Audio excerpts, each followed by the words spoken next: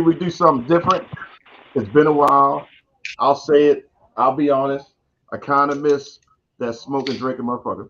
So we're gonna start off the show with That's Just Nubian, just because he was out in the wilderness, hanging out with, I don't know what the heck they do out in the wilderness, but he was hanging out with the folks, getting some good information, and he's decided to come all the way back onto the mothership, so that way he can gift us with the gem of everything that's happening in New Japan's and pretty much everywhere else that we can't pronounce and all that good stuff. So if you're not sure, hello, this is People's Choice Don Rodriguez, sitting in the mothership in the cockpit with the big guy KG, who's out there on midnight remote. He's probably on, doing some illegal things. But I am not. I am in the wilderness of Middle Maryland myself, and I'm just out here. Nothing in the middle of Maryland, and he can't. Happening good. Like that. He had the outside of Jordan Grace and Jonathan Gresham's house. That's right. And then obviously the belle of the ball, the Nubian Sumo, is back from his hiatus.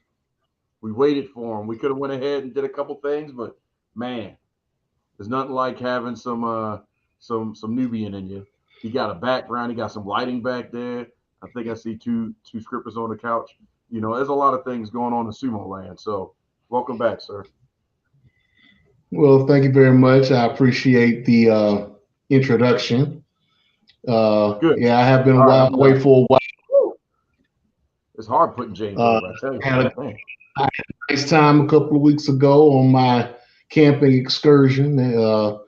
Special shout out and to Doja Vineyards and Grounds in Cordelia, North Carolina.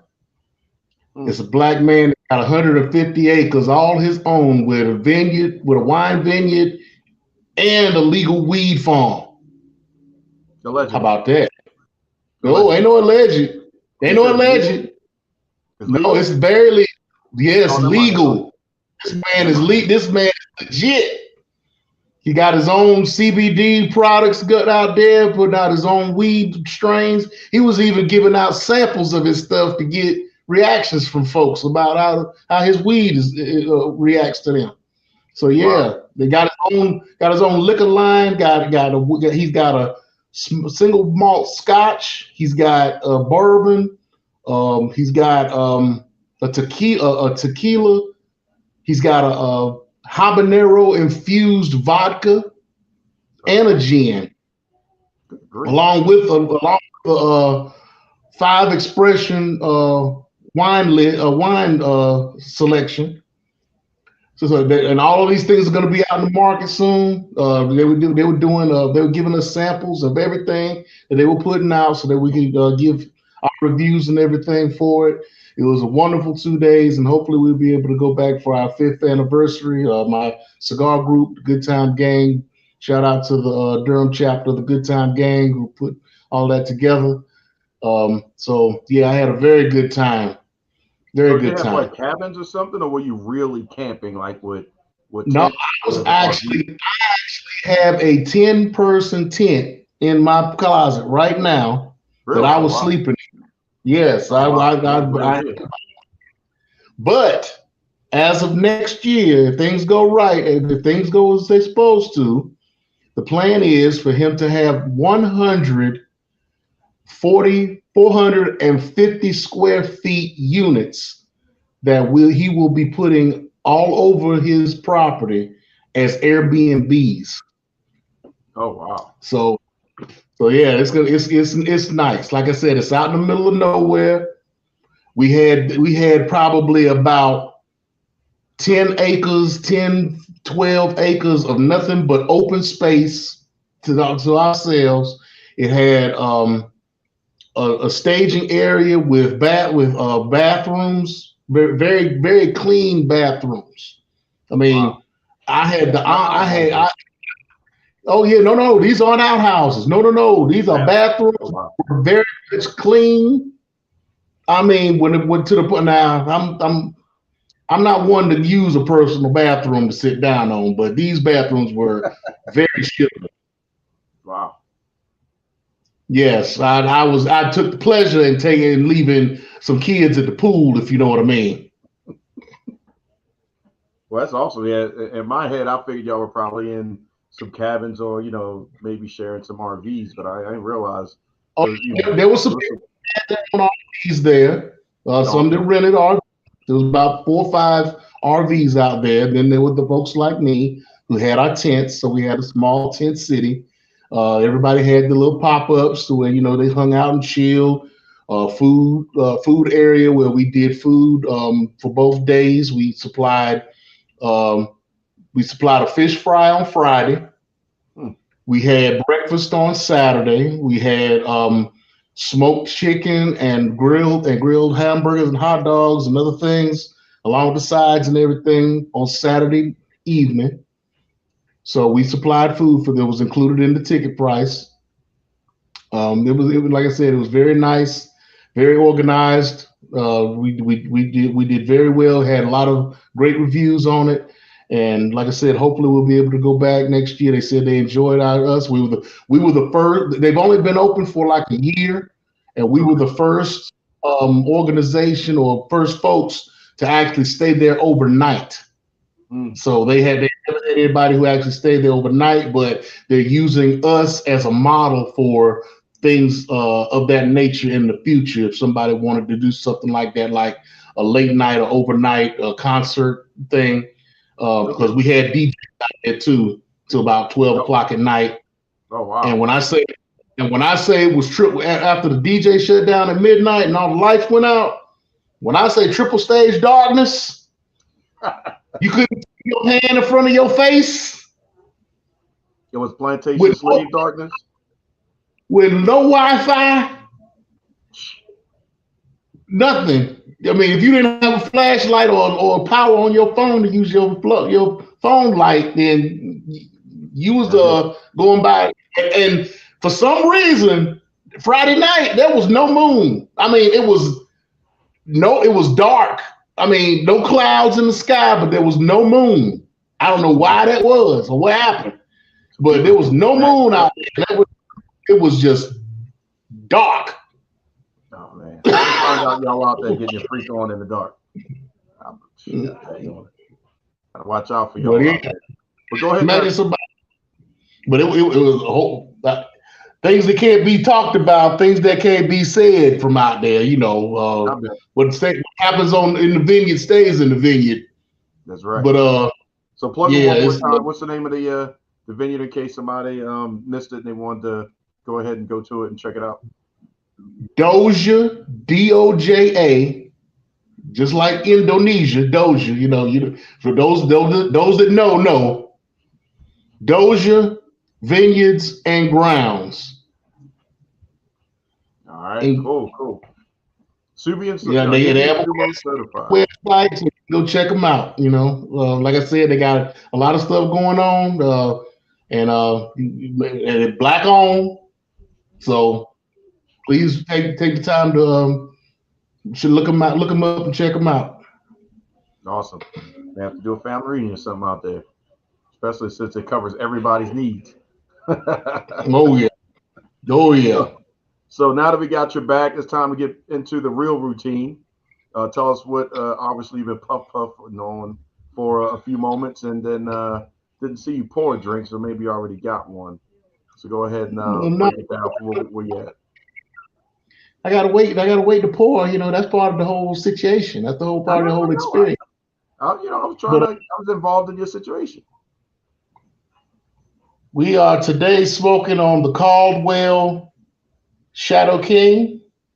I haven't had these on the show in a while, and it's been I think the last time it's been about a year since I had this one on camera, and I think it's the last time I tried to smoke one of these too. So yes, it's been sitting kind of mellowing out, and they do taste different from when I had them before. So they do taste a little bit better.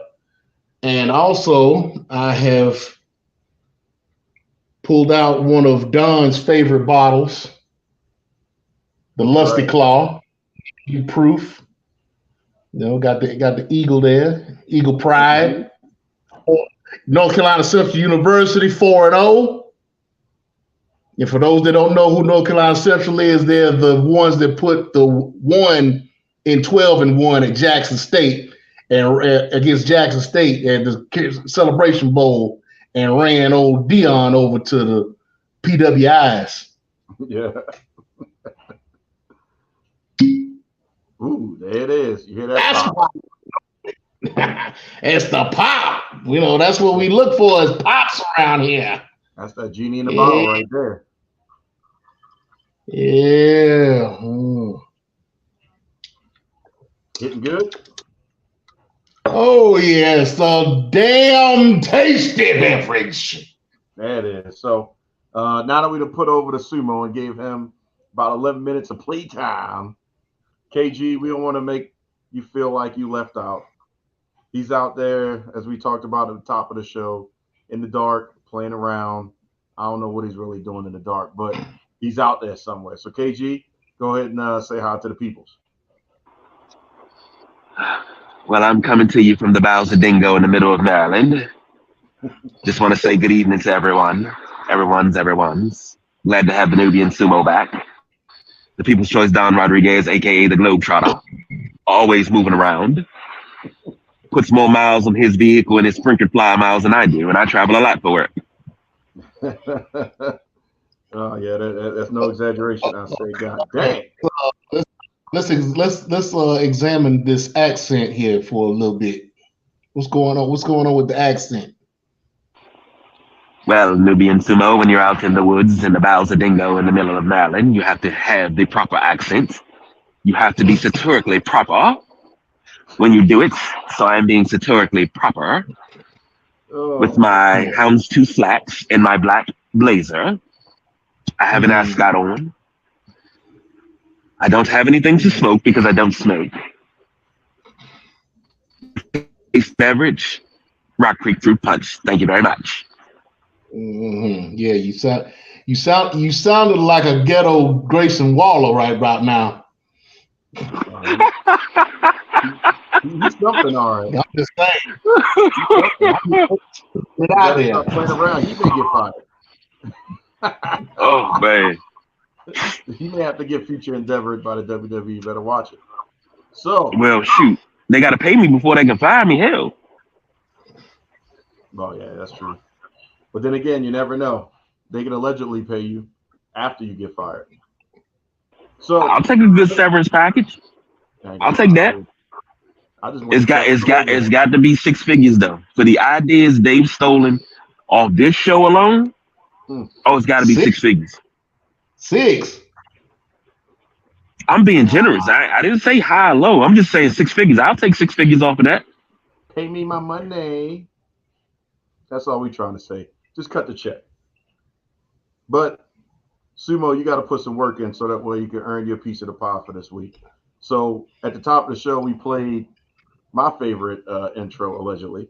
For That's Just Nubian. So it's been a while since you've broken down the world of New Japan, GCW, and Impact, and all those others. So go ahead and let us know what you missed out on, because we're coming up on a bunch, as we was talking about before we went live. Tonight is NXT's No Mercy pay-per-view, and then we've got some other ones coming. But I don't want to take all your thunder. You go ahead and talk to your peoples. All right, yeah, there's a lot that's going on in the past month since I've been on here, so I'm not going to try to bombard you with a whole lot. I'm going to hit you with a couple of things. First off, I know you all spoke about the PWI 500 already, but I don't know if y'all spoke on the women, which I'm sure you probably got into it a little bit. But I did want to recognize Sasha Slamovich for making number 15 on that list. The list has only included women since 2020. And Bobby Slamovich has now set the record for the highest ranking since the women came, who started making that list. The previous uh, the previous holder of that highest distinction was Trisha Dora back in 2021. She came in at number 44, and she was what, number 82 this year, if I'm not mistaken. Somewhere close to that, yeah. Highest behind and of course the first woman to be placed on the list was Kylie Ray back in 2020. She came in at number 78. So Yep. I just wanted to make recognition of those on my own. She's gonna get to Kind the big league soon. of Now that she's what's that? ranked so high, you think she's gonna be hitting the big league soon? I think so. Masha? Yep. I don't know. I mean, she's doing pretty well in Impact Wrestling right now. She's got a tag team. She's in a tag team with Killer Kelly after they had their uh, extreme matches that they had Mhm. on that show. And they've also got the Knockouts Tag Team Championships right now. She's doing very well in GCW, where she's a former GCW World Champion.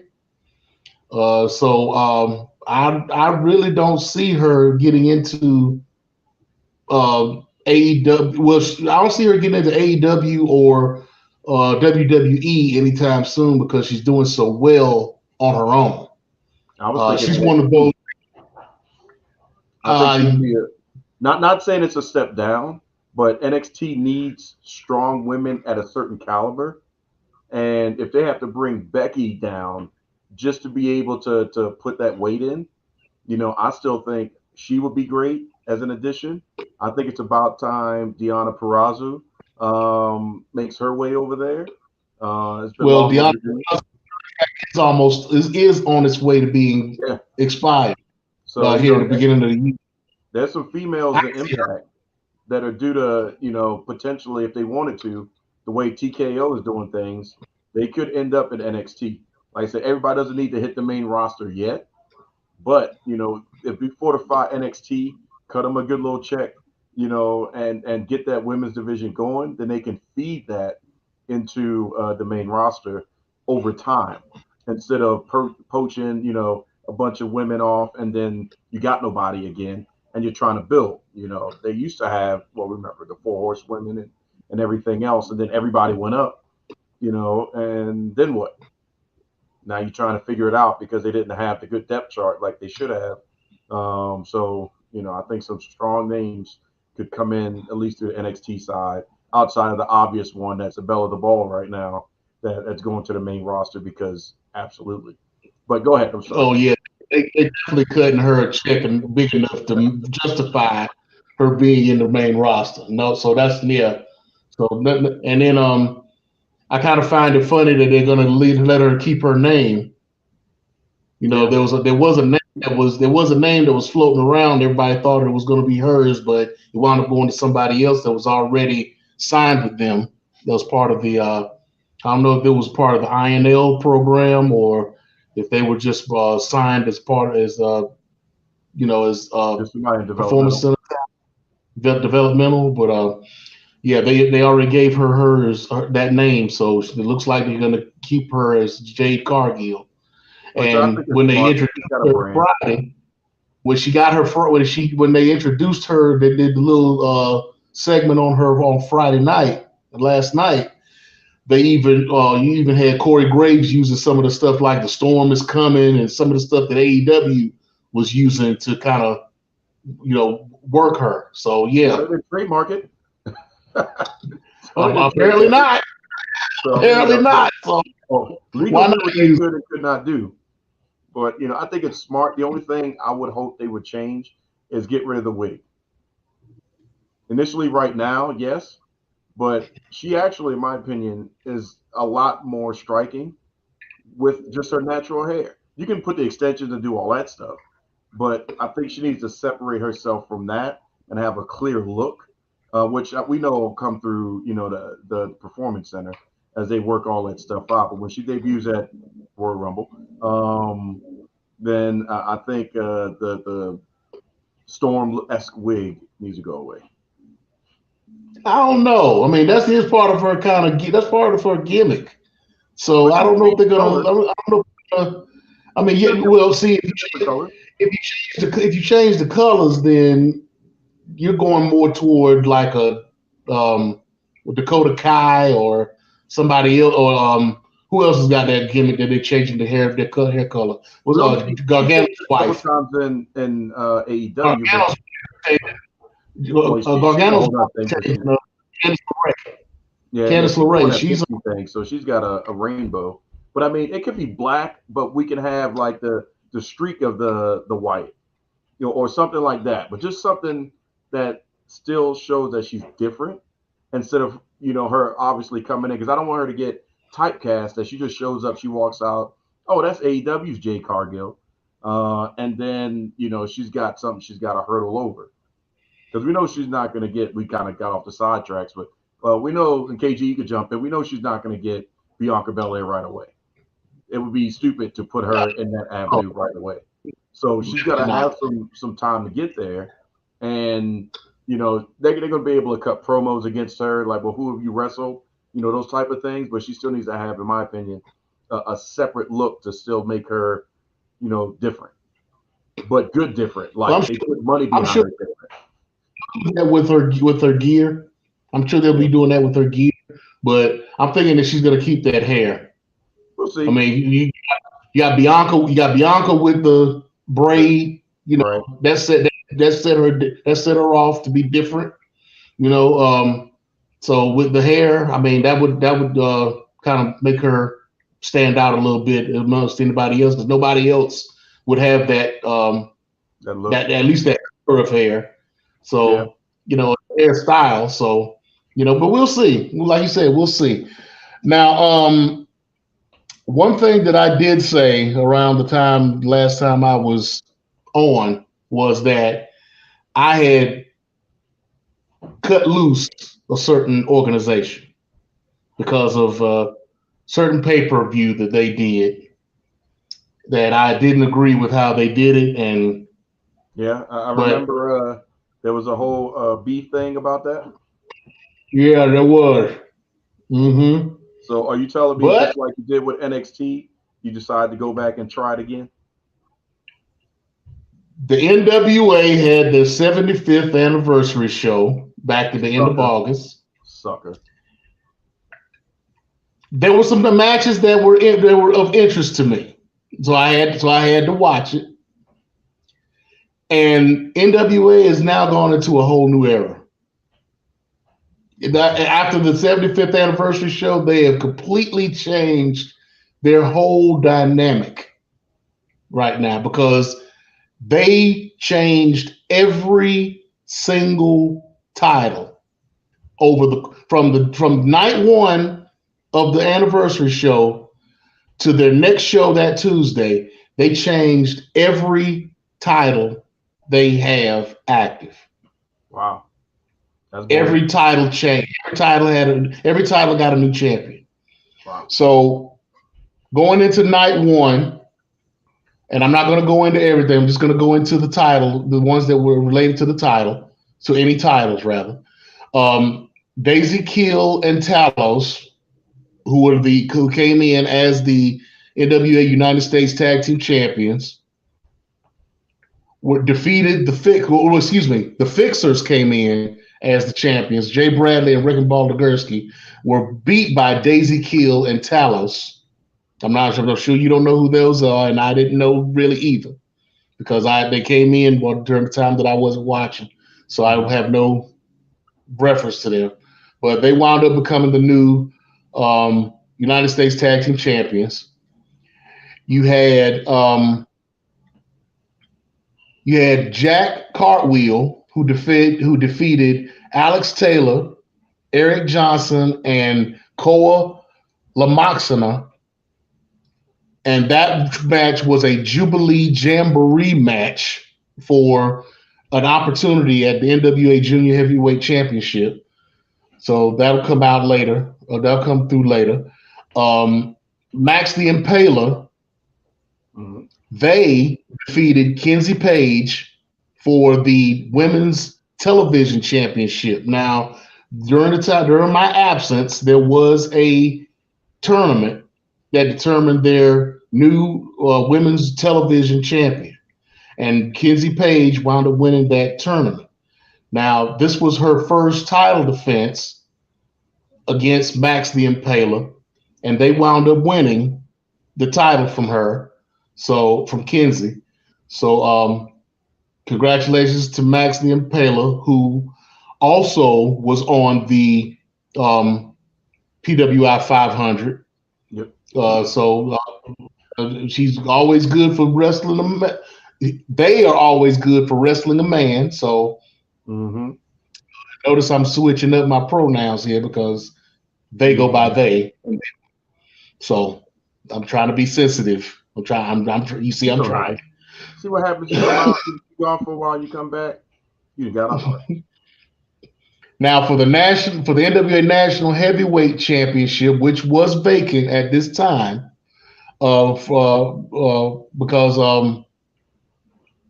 Chris Masters had given up the championship to try to go after the World Heavyweight Championship. Thrill Billy Silas Mason wound up defeating J.R. Kratos and Odinson so for that title. So Thrill Billy Silas Mason is now your new national heavyweight champion. You had, and I'm only bringing this up because it's interesting to me. The Brothers of Funstruction tag team defeated Maximum Muscle, Mims and Dax Draper in a tag team match. Now, the Brothers of Funstruction is Rufo and Yabo, a couple of clowns. When I say clowns, think of Doink and Dink. Not Dink. Imagine a couple of Doink the clowns in a tag team. I mean, just the shoes, the makeup, the whole shit. You know, yeah, and they are over. They are over. Guess who their manager is? Wait, well, before you say that, one of them's not the boyfriend of Noelle Foley, is it? I forgot. Could be. I could be. I have to look at it. You know, that was his gimmick, and then he started wrestling. The face paint is very heavy, and I've never seen these guys before up until I saw them at the anniversary show. Yeah, but guess who? Oh, we know it's not Jim Cornette.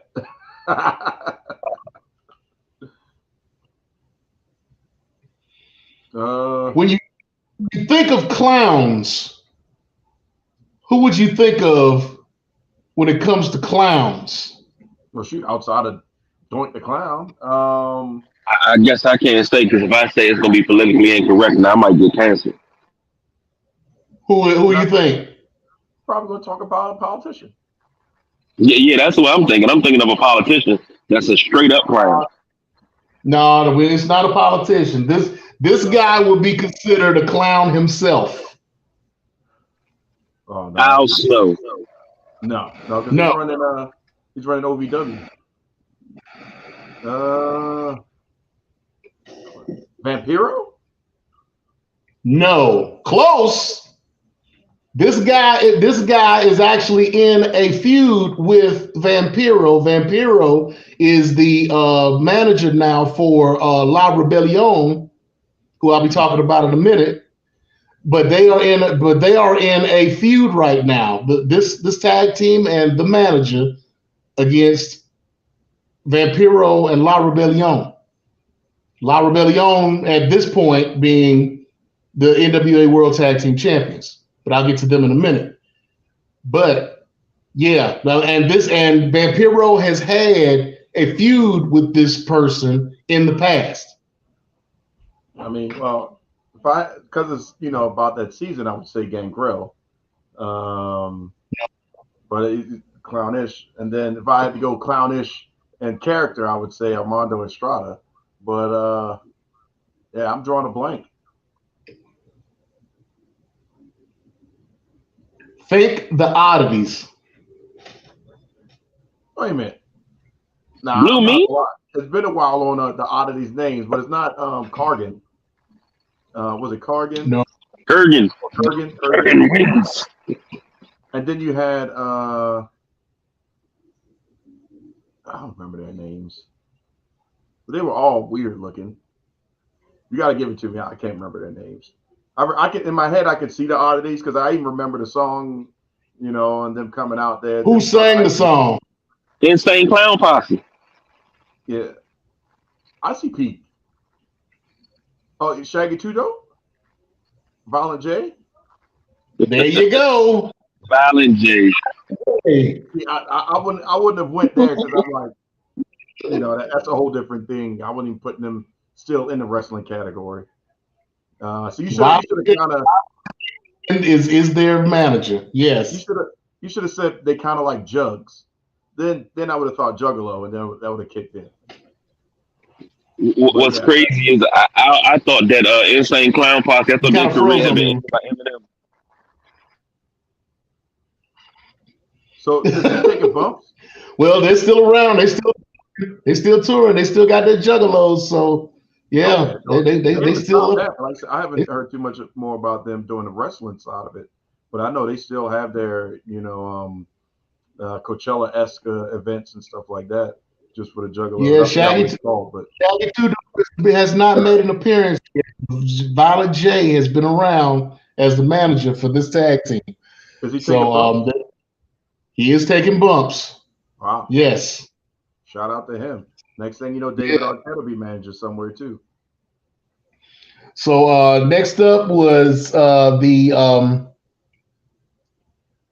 Kobe Carino wound up defeating Kerry Morton for the NWA Junior Heavyweight Championship.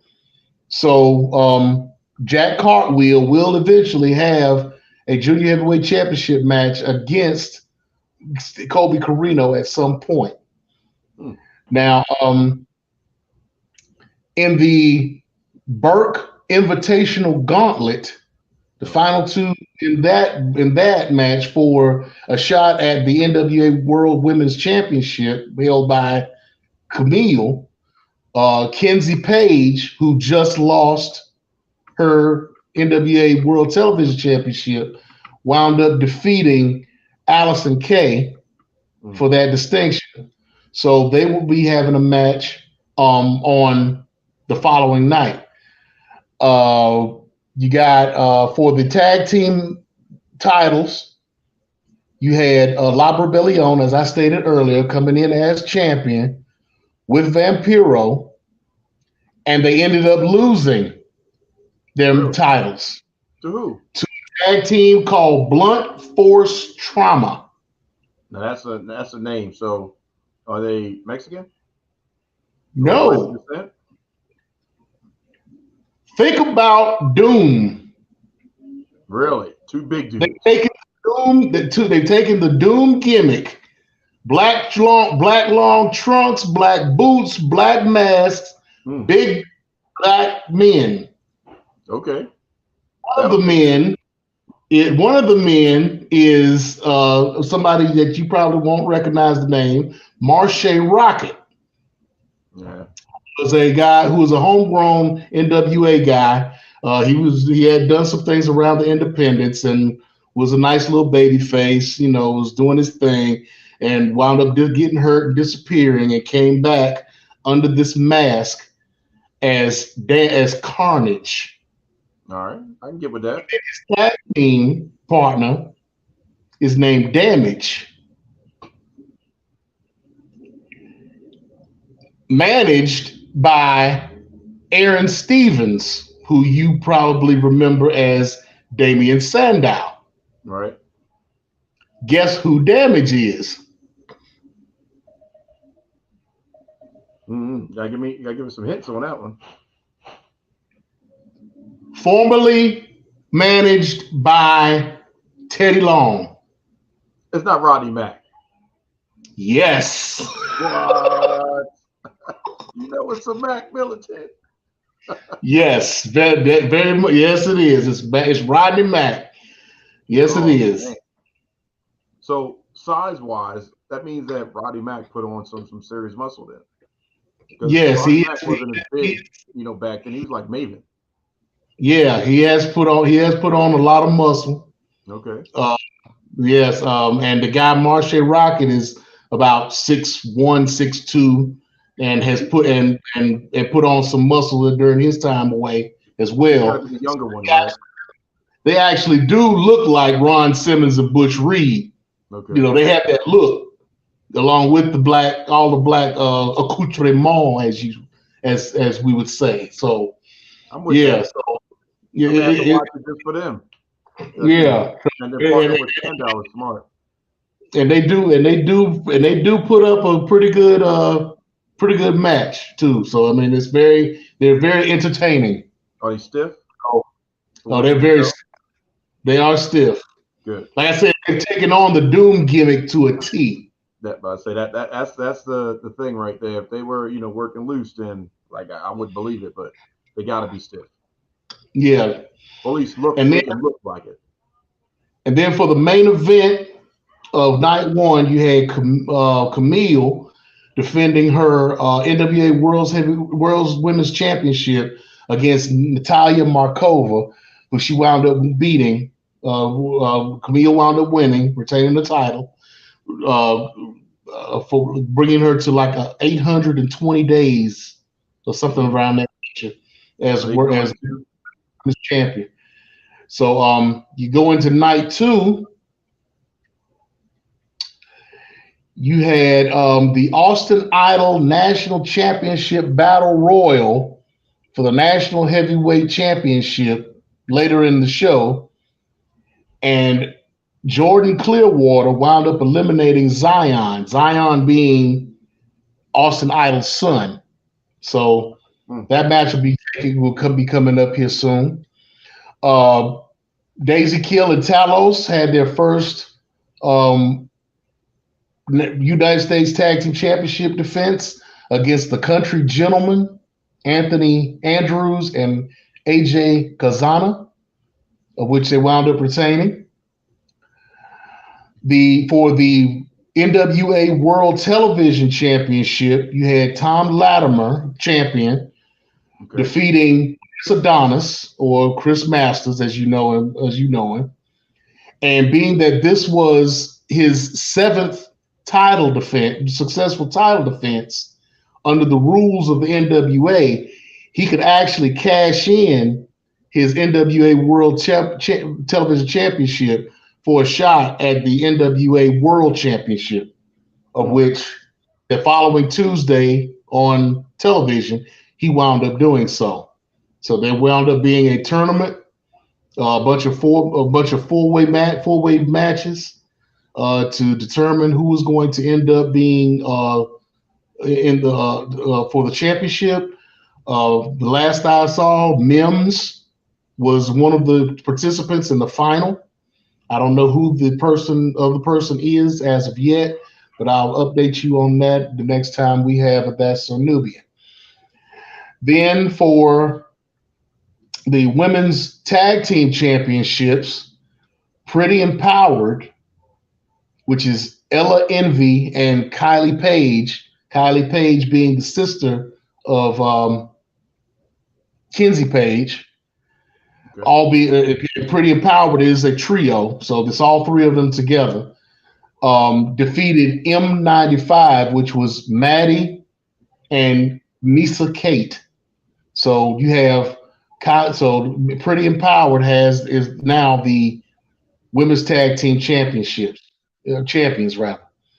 Then you had Kobe Carino in a match with Jack Cartwheel for the World Junior Heavyweight Championship, of which Kobe Carino won.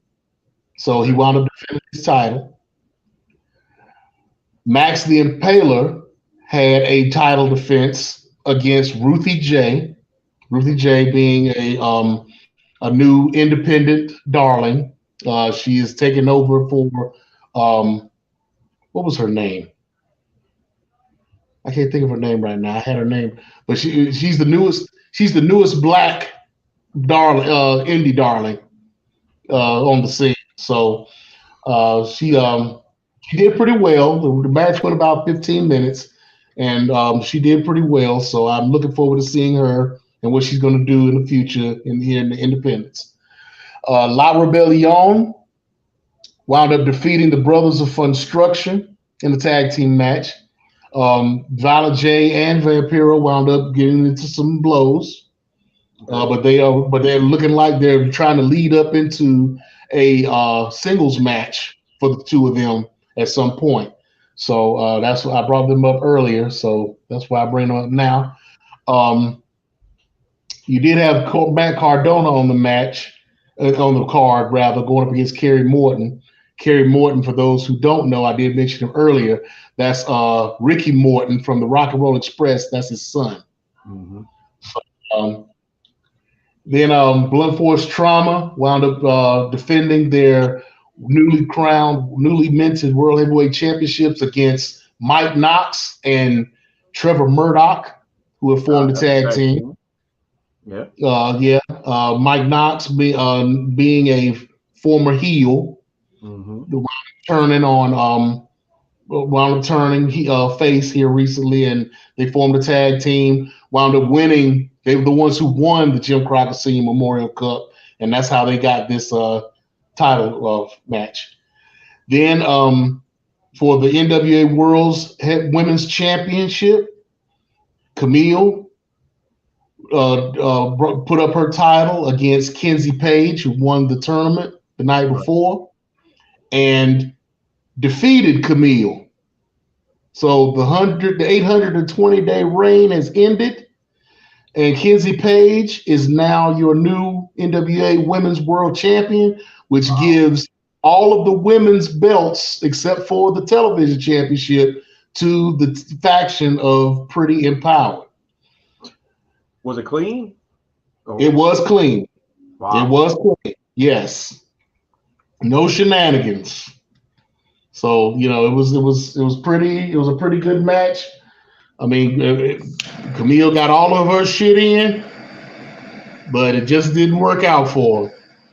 And yeah, but now she's pretty much she's still wrestling. There's speculation that she may go somewhere else, that she's being looked at by the WWE.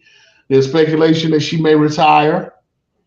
She is right now, even though she's still working some matches, she is working with her husband, Tom Latimer, and backing him up as his heater for the one after the NWA World's Championship, of which was the main event of night 2.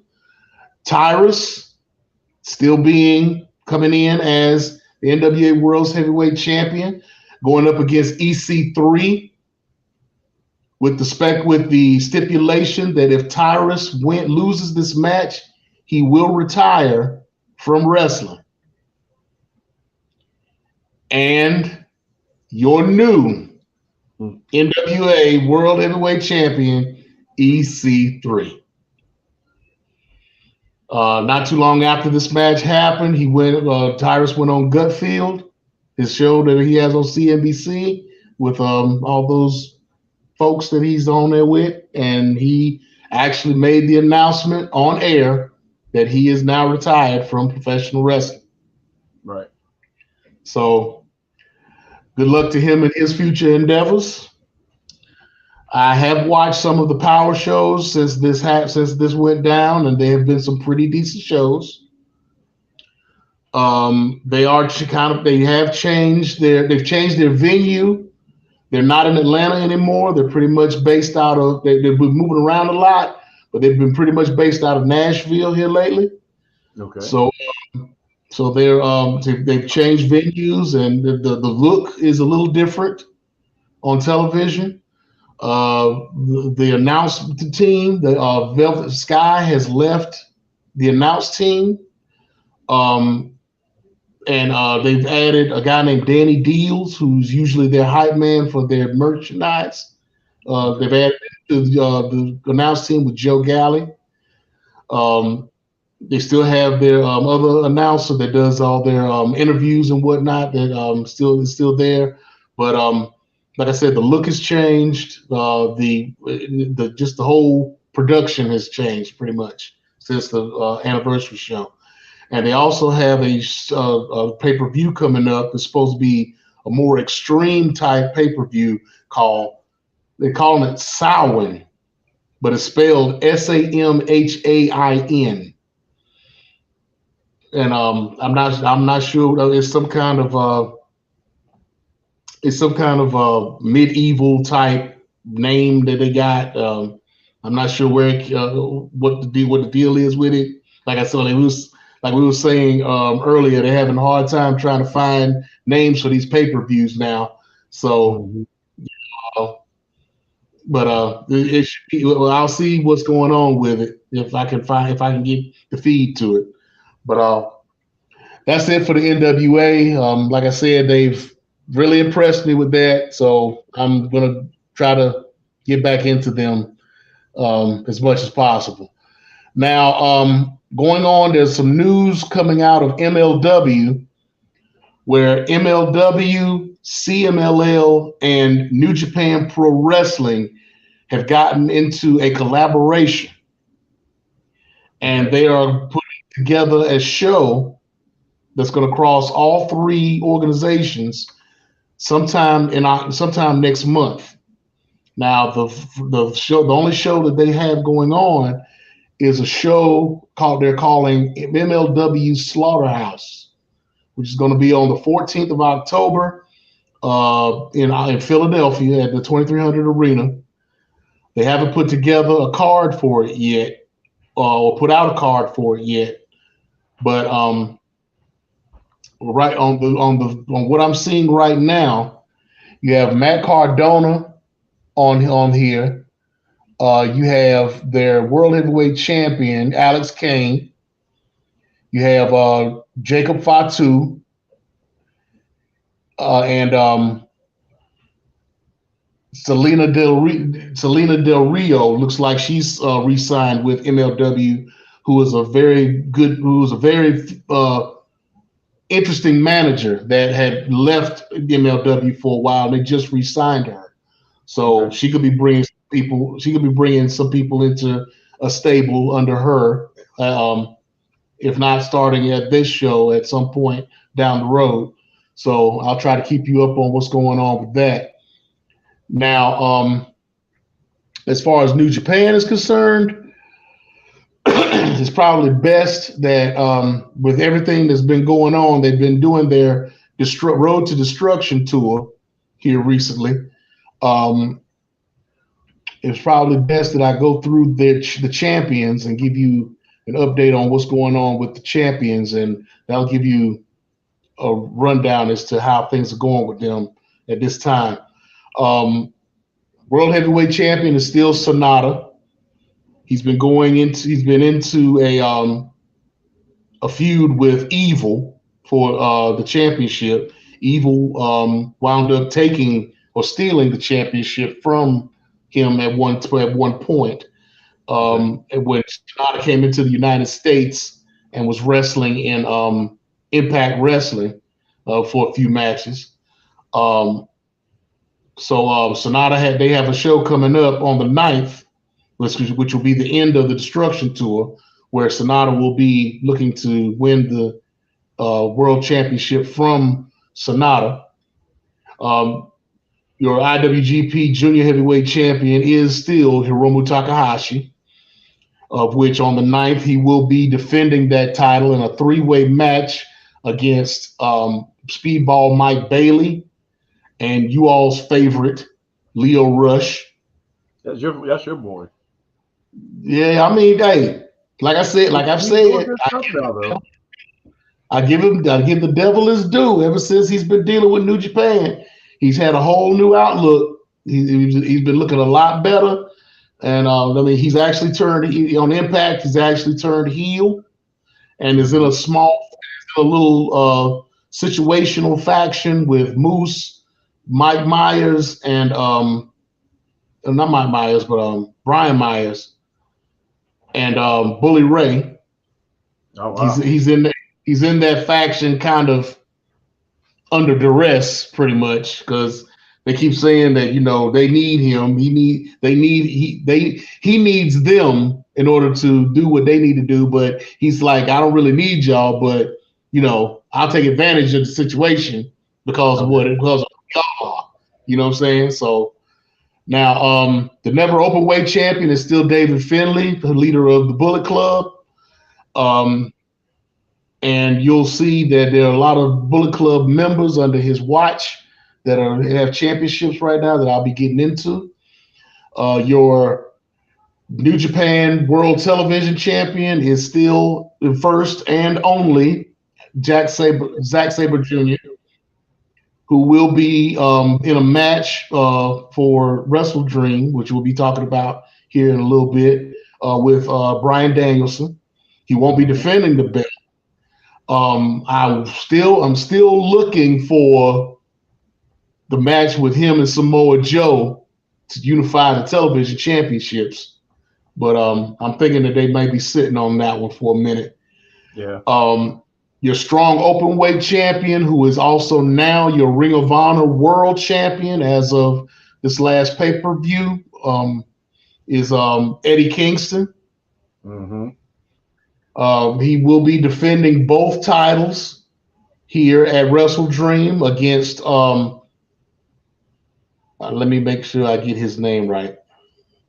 Katsuyori Shibata, who is the Ring of Honor Pure Champion. The Pure Championship will not be defended at this match, but they are pushing the fact that if Katsuyori Shibata does win this title, that it does win this match, that he will be his own Triple Crown champion. So I don't know if they're talking about you giving them this belt. I kind of don't see it happening, but we'll see what happens. We'll talk about that in a little bit. Your IWGP World Women's Champion is still Mayu Iwatani, who wound up beating Willow Nightingale. Well, excuse me. I'm sorry. That was for Strong Women's Championship. I'll get to that in a moment. But wound up beating winning that from who did she win that belt from? I can't remember. But she's the third champion to hold that belt, and she still has it. She hasn't really come out of Stardom that much, and they haven't been putting her on any shows, any New Japan shows lately. So she hasn't really defended that title in a while. I'm expecting her to defend that title here soon, or they'll just hold out and wait for her to defend it at Wrestle Kingdom back in January. So we'll see how that goes. The Strong Women's Champion is still Julia, who was the one who actually beat Willow Nightingale for that title. She again has had a couple of title defenses, but has gone back to Japan to Stardom. So they may be defending these titles in Stardom, and I haven't been able to get any feeds from them lately. So next time I'm able to get an update on those, I will get back to you on those titles.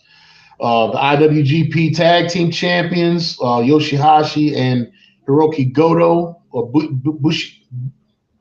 Bishamon, the tag team of Bishamon. They have a lot of tag teams that are going after them for those belts. One of them being Aussie Open, who is going to be on the Wrestle Dream show. Also, they're going to be on. They're also going to be in a one of the Impact shows here soon too. So that there's going to be a show that I'm going to be talking about here in a little bit that I'm sure they'll be going into as well. You have for the Junior Heavyweight Championship, the Junior Tag Team Championships, Drew and Clark Connors, who are members of the Bullet Club War Dogs, which is the newest faction under the Bullet Club. David Finlay picked up a whole lot of guys from that have just graduated from the New Japan Dojo and picked them up and made them part of his immediate faction, his sub faction of the Bullet Club. Drilla Maloney was actually a member of the United Empire and wound up turning on the United Empire to cause the next tag team I'm going to bring up, Alex Coughlin and Gabriel Kidd, to wind up winning the strong openweight tag team championships. And they are also members of the Bullet Club War Dogs. So the World Junior Tag League is about to start here on the 21st of October. So you're going to have a lot of teams getting together. Haven't put the brackets together yet, but they will have a lot of teams going after the number one contendership that will end up wrestling for the titles at Wrestle Kingdom. So if Coughlin and Kidd still have those titles coming out of the tournament, then they will probably have maybe one or two defenses between now and January, and then take those titles into Wrestle Kingdom. And then your never open weight 6-man tag team champions are still Tomohiro Ishii, Hiroshi Tanahashi, and Kazuchika Okada. And it's been announced that they will be defending those titles here soon. I want to say they're going to be, they may be going up against part of the Elite, members of the Elite. It could be another 6-man tag within AEW, but we'll find out soon enough, I'm sure. So be aware, be on the lookout for that. And then to end all, the IWGP United States Heavyweight Champion, or what is now the IWGP United Kingdom Championship, being held by Will Ospreay. Mm-hmm. He went and changed the belt. The belt is it's pretty much the same belt, but it has United Kingdom and it has the Union Jack instead of the United States flag on the front of it. He's going to be in a match that we'll be talking about soon as well. There's been some interesting things going on with that. He's also going to be defending that title in a pay-per-view that's going to be coming up for New Japan called Royal Quest.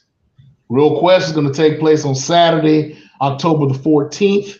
It's going to be at the Copper Box Arena in London.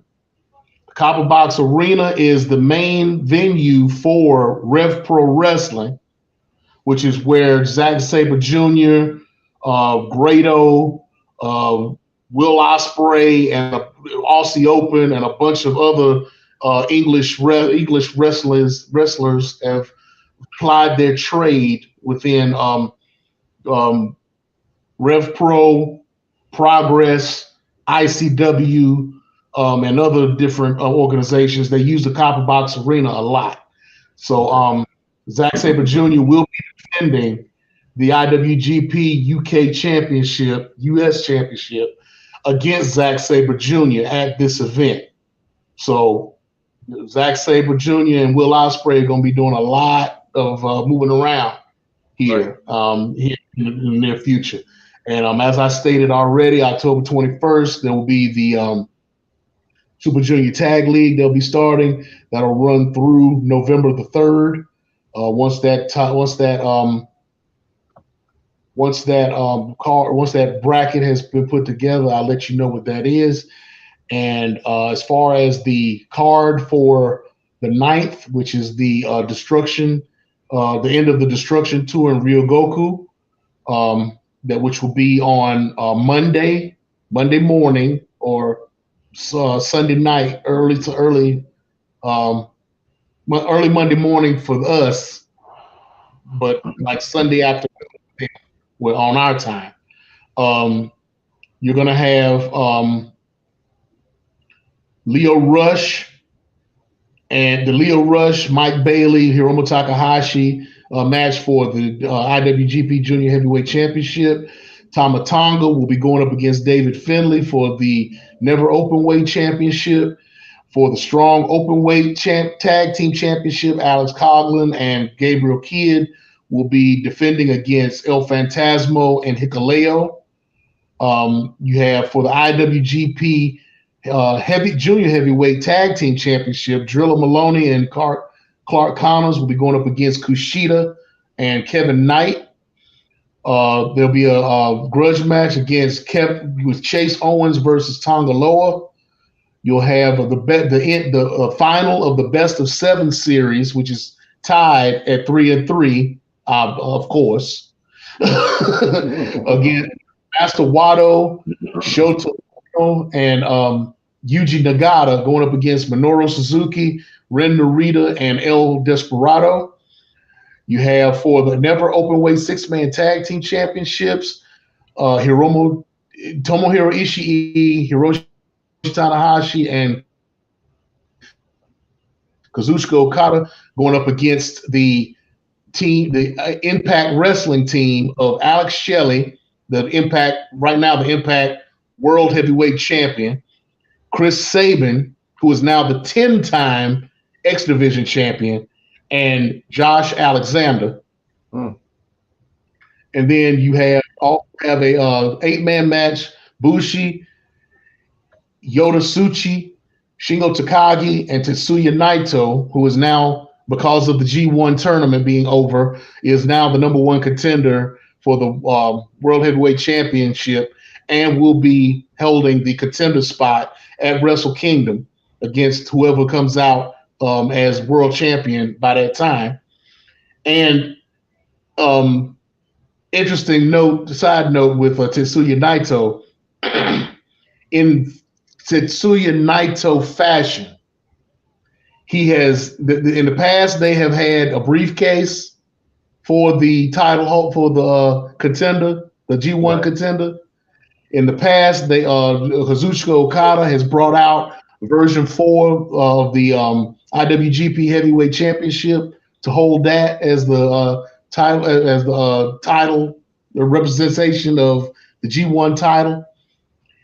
This man has brought out one of those grocery bags, those cloth grocery bags. No.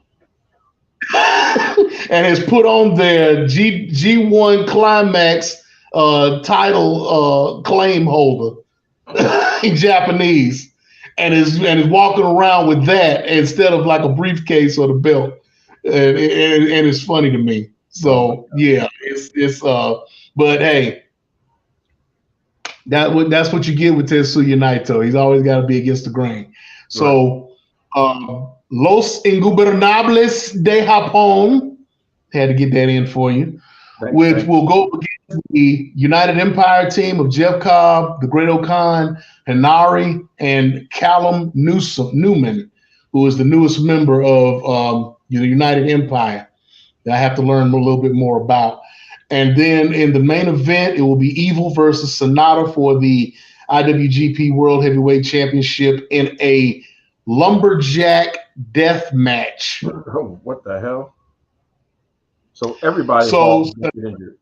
So what it is, okay, Sonata is part of a tag team or of a faction, I should say, called Just Five Guys, which include Yoshinobu Tanahashi, Yoshinobu Kanemaru,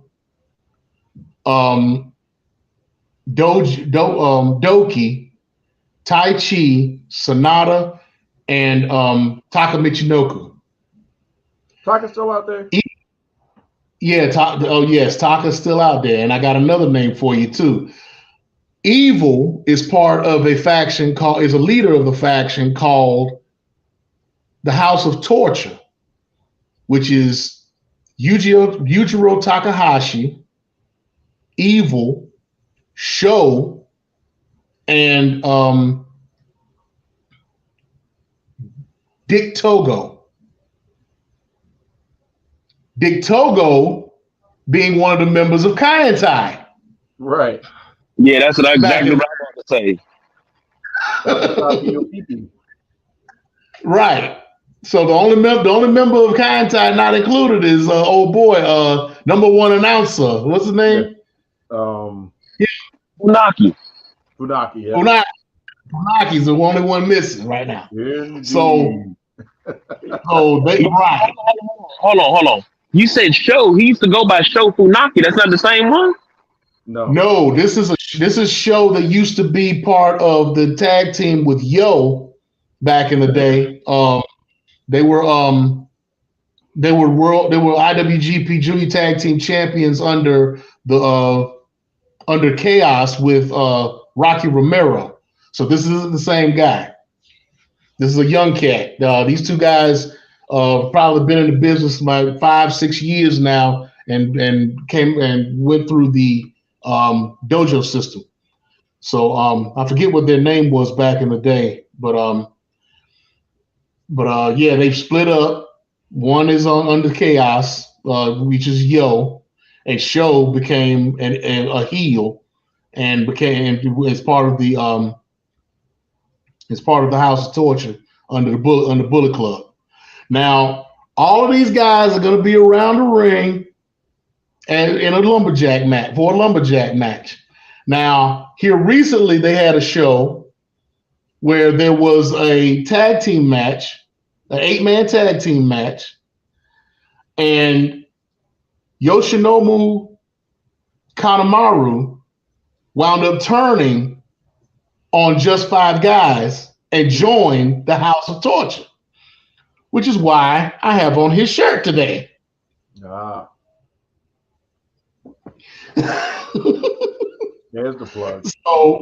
So now, where Just Five Guys had the numbers advantage, now they have the House of Torture has it, and not only that, but Kanemaru in this match that they were having wound up helping Show defeat Tai Chi for the KOPW King of Pro Wrestling Provisional Championship.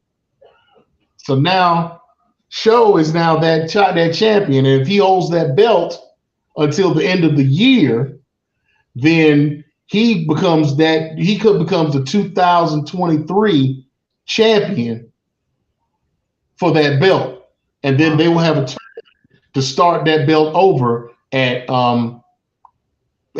Wrestle Kingdom. So that what they do is they have a provisional champion, and the champion is not really the champion until the end of the year, where they're named the champion for the year. It's almost their version of the 24/7 championship, because it's the only championship that actually has every match that they have has a stipulation, which they don't really have a lot of stipulation matches in New Japan. So this is their way of bringing that into their company. Okay. So I know that's a lot. I've taken up an hour already for us, but like I said, there was a lot to go over. There's a lot more I could talk about, but I'm not. But did y'all have any questions or anything that you wanted to ask me about? No, I think we covered it in the midst of. And if there was something, I may have forgot it. KG, how are you?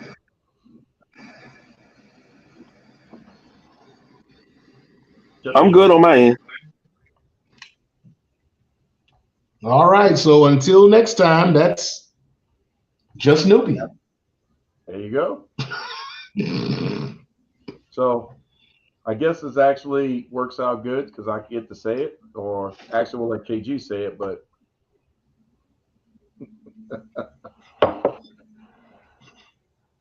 you're fired. So last time we were on the show, we had the conversation about and the timeline with the Endeavor merger between the UFC and the WWE, which became the TKO. We left off with there would be some releases as part of that timeline, which happened in the corporate office, which anytime you have a merger, it's almost par for course. But then we said, well, I wonder if there's going to be any talent. They said there wasn't going to be any time soon. And then, da, da, da, in the midst of, saying, hey, we've got some deals that SmackDown may be moving to USA, or actually will be moving to USA, and potentially they're shopping around Raw, and Raw may not be on Monday nights anymore, and all these lovely things. They kind of slotted there. Oh, by the way, we're firing people or releasing them from their contracts and future endeavoring them. So here's the list of exactly who got future endeavored from the WWE, and then we'll talk about that said list. So the first one that hit and really started the ball rolling was Mustafa Ali. He was the first one to just out of random on social media just comment, "Yeah, thank you guys. I'm no longer with the WWE." And folks were like, "Is this a work, a shoot? What the heck is going on?" And then the names started rolling in. Just a few moments after the Mustafa Ali thing, Emma had made a comment about a match, and then she commented on her comment saying, "Oh, changing plans. I'm no longer with the WWE." So then after Yeah, that, he was talking about the show that was going to be in Australia. yeah, that's right. Yeah, well, how she was He was looking forward to forward to that. being in Australia, and then she's like, "Oh, scratch that. I'm fired. Yep. Never mind." Then we lost Rick Boogs, a talent that that shocked me because I think she was really good in NXT. Aaliyah. We lost Elias and Ezekiel, which out of that we finally got the confirmation that Elias was Ezekiel. No. Wait. What? Yeah, You serious? I think so. Yeah. Apparently, Wow. apparently no doppelganger. It was the same guy. They CSI'd Could him. have Checked it could out. have fooled me. DNA don't lie. KG's boy Top Dollar got released again. Who Uh, better than Tom? Everybody. everybody. Everybody. And This then is had the why nerve to put out this video, this music video. Mark Henry commented on it, told him to get his life. So this one hit kind of home. I was kind of upset about that because I didn't agree. He could at least been transitioned over to be road agent or something. But Shelton Benjamin got let go. So I know his mama Thea Vidal was really pissed about that. Because how they gonna keep the lights on? Dolph Ziggler, longtime worker, got let go. Well, trying to how can I put this or just put a positive spin on it? We came up with some some treatment and gimmick for her, but eventually decided, yeah, we just got to let her go. That being Dana Brooke. So that was unexpected. Some say long overdue. They're running out of jobbers at this point. Speaking of, they let go Mansoor, Mace, Quincy Elliott, our boy, Dabakato, Shanky. Come on, Wait, Shanky. That's why I said our boy. I was mad we lost Shanky just because it's Shanky. I mean, I just liked hearing that on the broadcast. Quincy Elliott, I think I said. Ulisa Leone, Daniel MacArthur, Bryson Montana, and Kevin Ventura Cortez. There may be a couple more that I'm missing, but that's a strong list of releases to say the least. So two of them of note that a lot of people were commenting on and a lot of people, being other wrestlers from the WWE, they were shocked and heavily praising even at WWE and AEW, Mustafa Ali and his work ethic and his performance. So we know he's gonna in December, right around December 20th, when the non-complete clause ends. He'll be landing on his feet somewhere. But another one that is going to be interesting, it'd be probably the bidding war of 2023, if I would imagine, would be around Dolph Ziggler or Nick Nemeth, as he may be going by of his real name at this point. But just to give you a quick glimpse into probably the biggest name out of that whole list that is going to be sought after, Dolph Ziggler with the WWE for 19 years. He wrestled 1,554 TV matches, third most in WWE history. Two-time heavyweight champion, one-time NXT champion, six-time Intercontinental, two-time US, four-time tag, and one-time Money in the Bank winner, which his cash in 2012 was epic. Everybody just lost their mind when he cashed that in on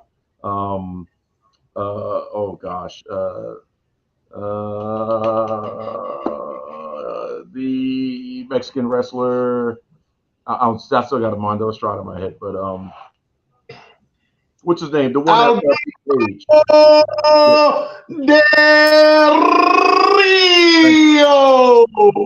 Thank you. I couldn't get it out. But arguably one of the best Money in the Bank cash-ins of all time. So, what's your thoughts on that, fellas? Like I said, I know Dolph Ziggler or Nick Nemeth is going to land on his feet somewhere. Mustafa Ali still has a lot. Mansoor is a national treasure, so he can go places. But do you see other superstars going somewhere else? Do you think it's smart as AEW? Should they jump at some of these, or should they just be like, well, we'll see what we can do now that CM Punk is gone?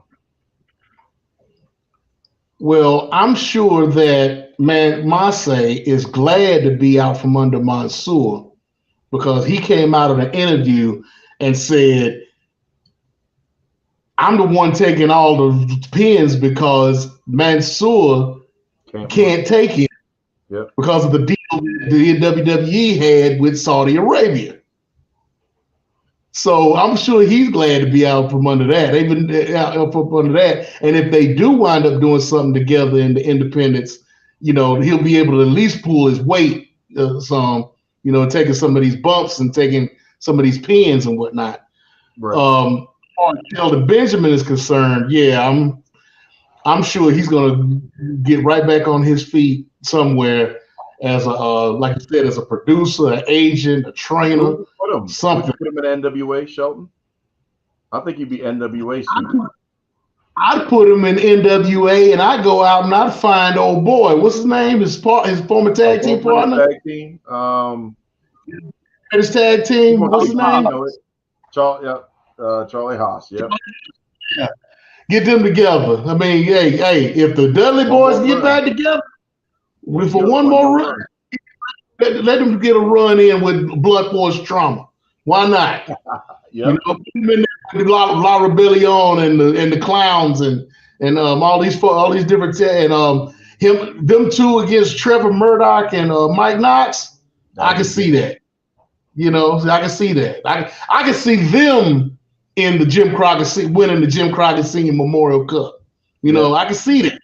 You know what I'm saying? And that would make sense. No, as far as Haas is wrestling. Yeah, as far as and I know Haas is still wrestling out there somewhere.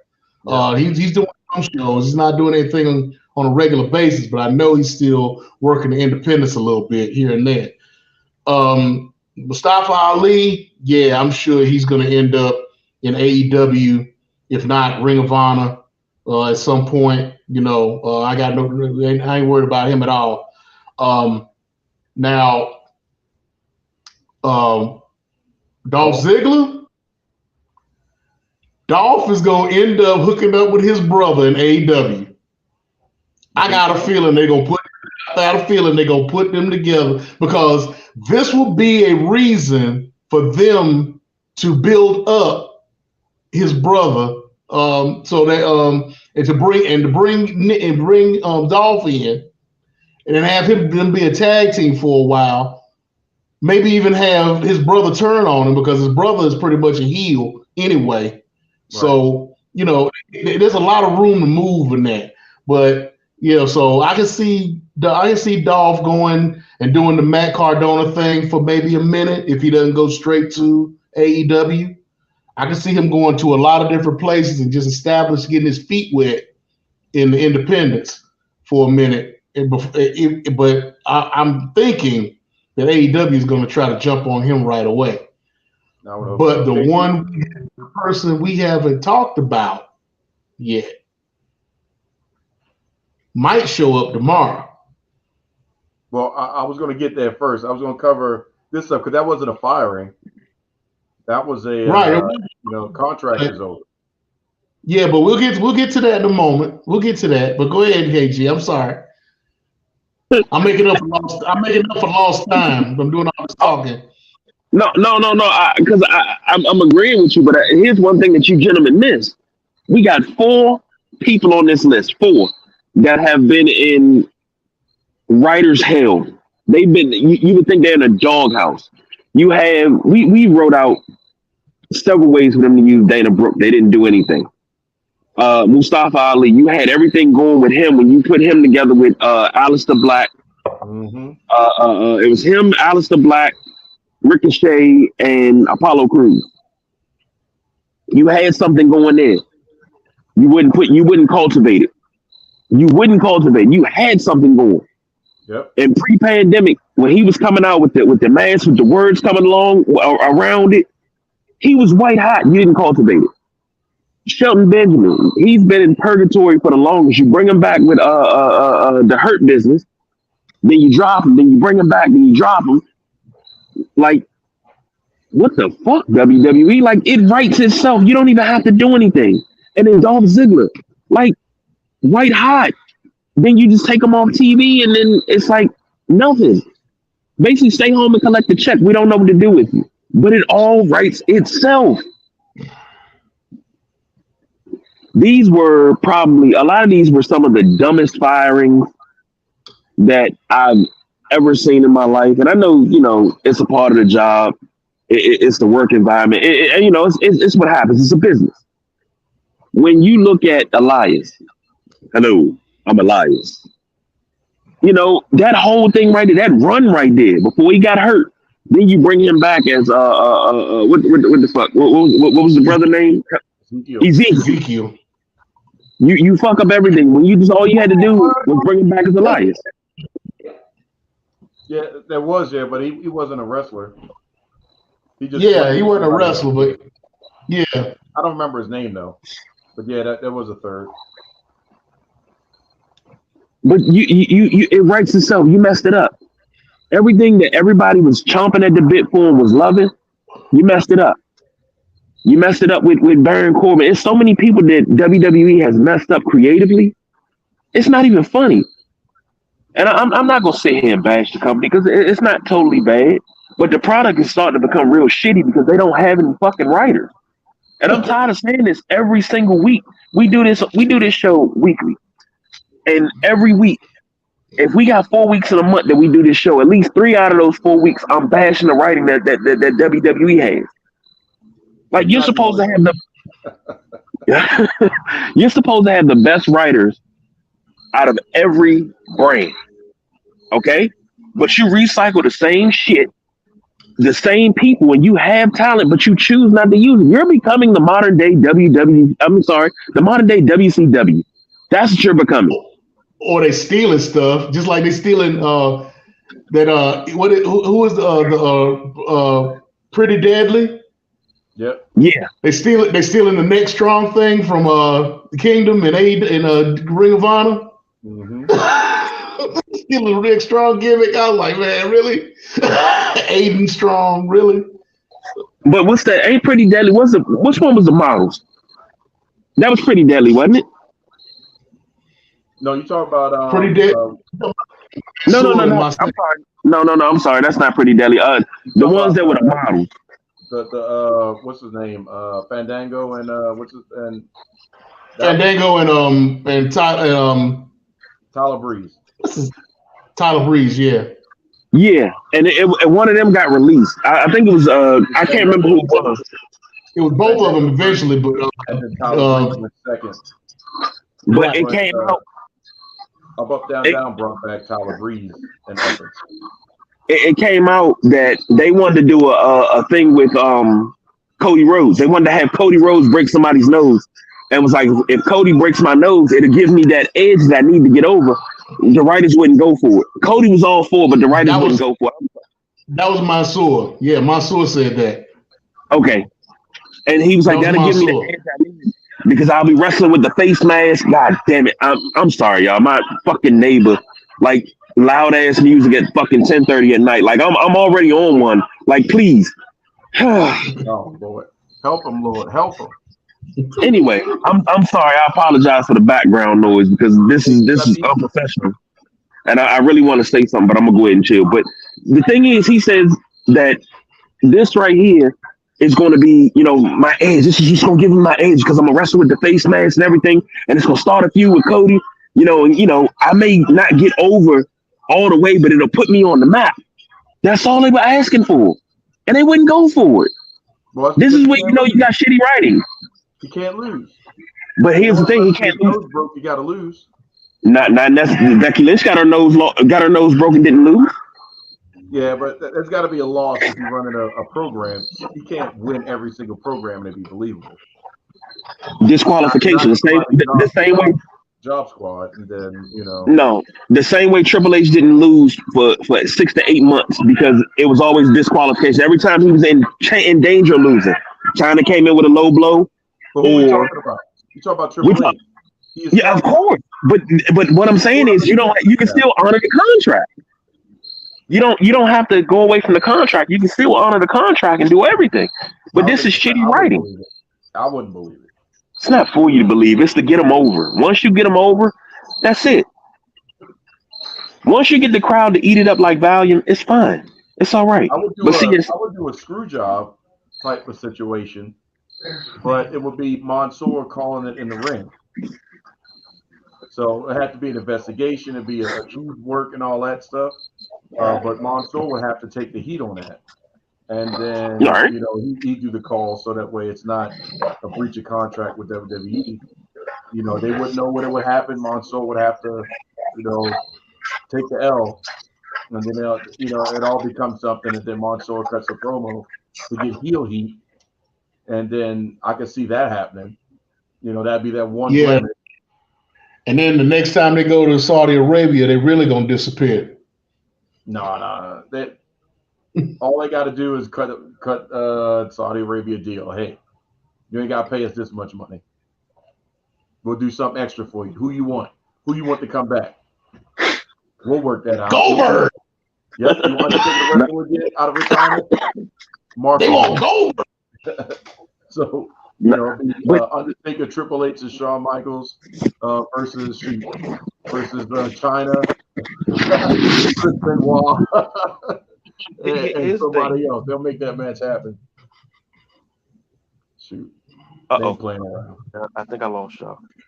No, we can hear you. No, you still there. Okay, here's the thing. WWE has saying they have a bad habit of saying basically, if I cook it, you eat whatever the fuck I cook. You eat my food the way I fucking make it. They think they Lafayette. That's what they do. They think they Lafayette from True Blood.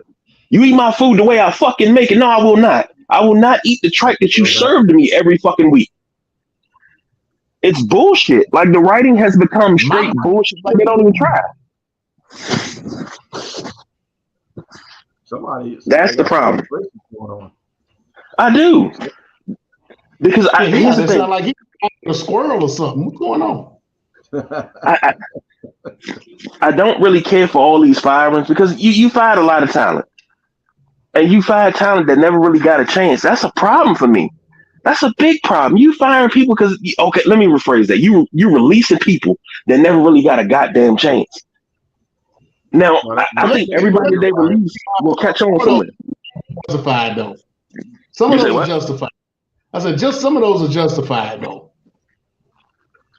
Donald K, though, you like that motherfucker, so fuck him. I mean, I hate for motherfuckers to lose their job, but he deserved that shit. You know, kicking as big as his ass is, hitting motherfuckers in the nuts. You know, never gonna let that go.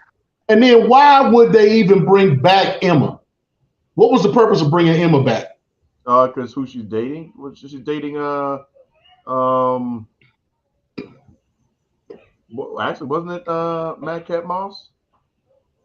I think they're engaged now. I think that's who. Yeah. And where is he? Work that out, and then he's gone too. Yeah, exactly. Now here's the thing. How is it that Dana Brooke doesn't fit in with every other woman that you have on your roster? Blonde bombshell. You and Lacey Evans too. Lacey Evans is in there. No, Dana Brooke was more vanilla than Natalia. Wait. Vanilla. Like there was no outside of our treatment, which they didn't go with, or she didn't go with. Yeah, they couldn't figure out how to dress it up to make it believable. They paired her with people, They even had her in the mixed match challenge, and all this, and then she left, came back, and working out the whole muscle gimmick, and I don't know. What she should have did was went away and got a BBW, and then been good. Nice little Brazilian. What? Brazilian butt. BBL. Oh, BBL. No, she didn't need no BBL. He ain't got nothing to do with BBL with. They would figure it out. She didn't need a BBL at all. She was fine the way she was. Plus, she ain't got nothing to do with BBL with. So I mean, augmentation. Get a little something, a little junk in the trunk, and then she could be hooded out or something like that. Play a stereotype or something. Give it a different look. She could have changed her hair color. Because you just you're gonna get overshadowed by Charlotte in the blonde department. So it's I don't know. And then Lacey Evans, she had to go just because of the whole Sergeant Slaughter thing, even though she was right. But when you kind of she just crossed the line, in my opinion. You can have the beef, but the moment you say that Sarge was not in the real military, even though we know he wasn't, but the moment you say it, you mess with two franchises, WWE and G.I. Joe. And G.I. Joe about to come out with a new movie too. With a new movie too that I think they're going to be part of. Oh yeah, yeah. Yep. Yeah, she messed it up all together. Because it was standstill until he passes. Sergeant Slaughter. Yeah, Sergeant Slaughter is still the only living real G.I. Joe. But the thing is, even though she said that, she ain't hurting for money. She dropped the whole. She dropped, of course she's not. But she's going the Mandy Rose route.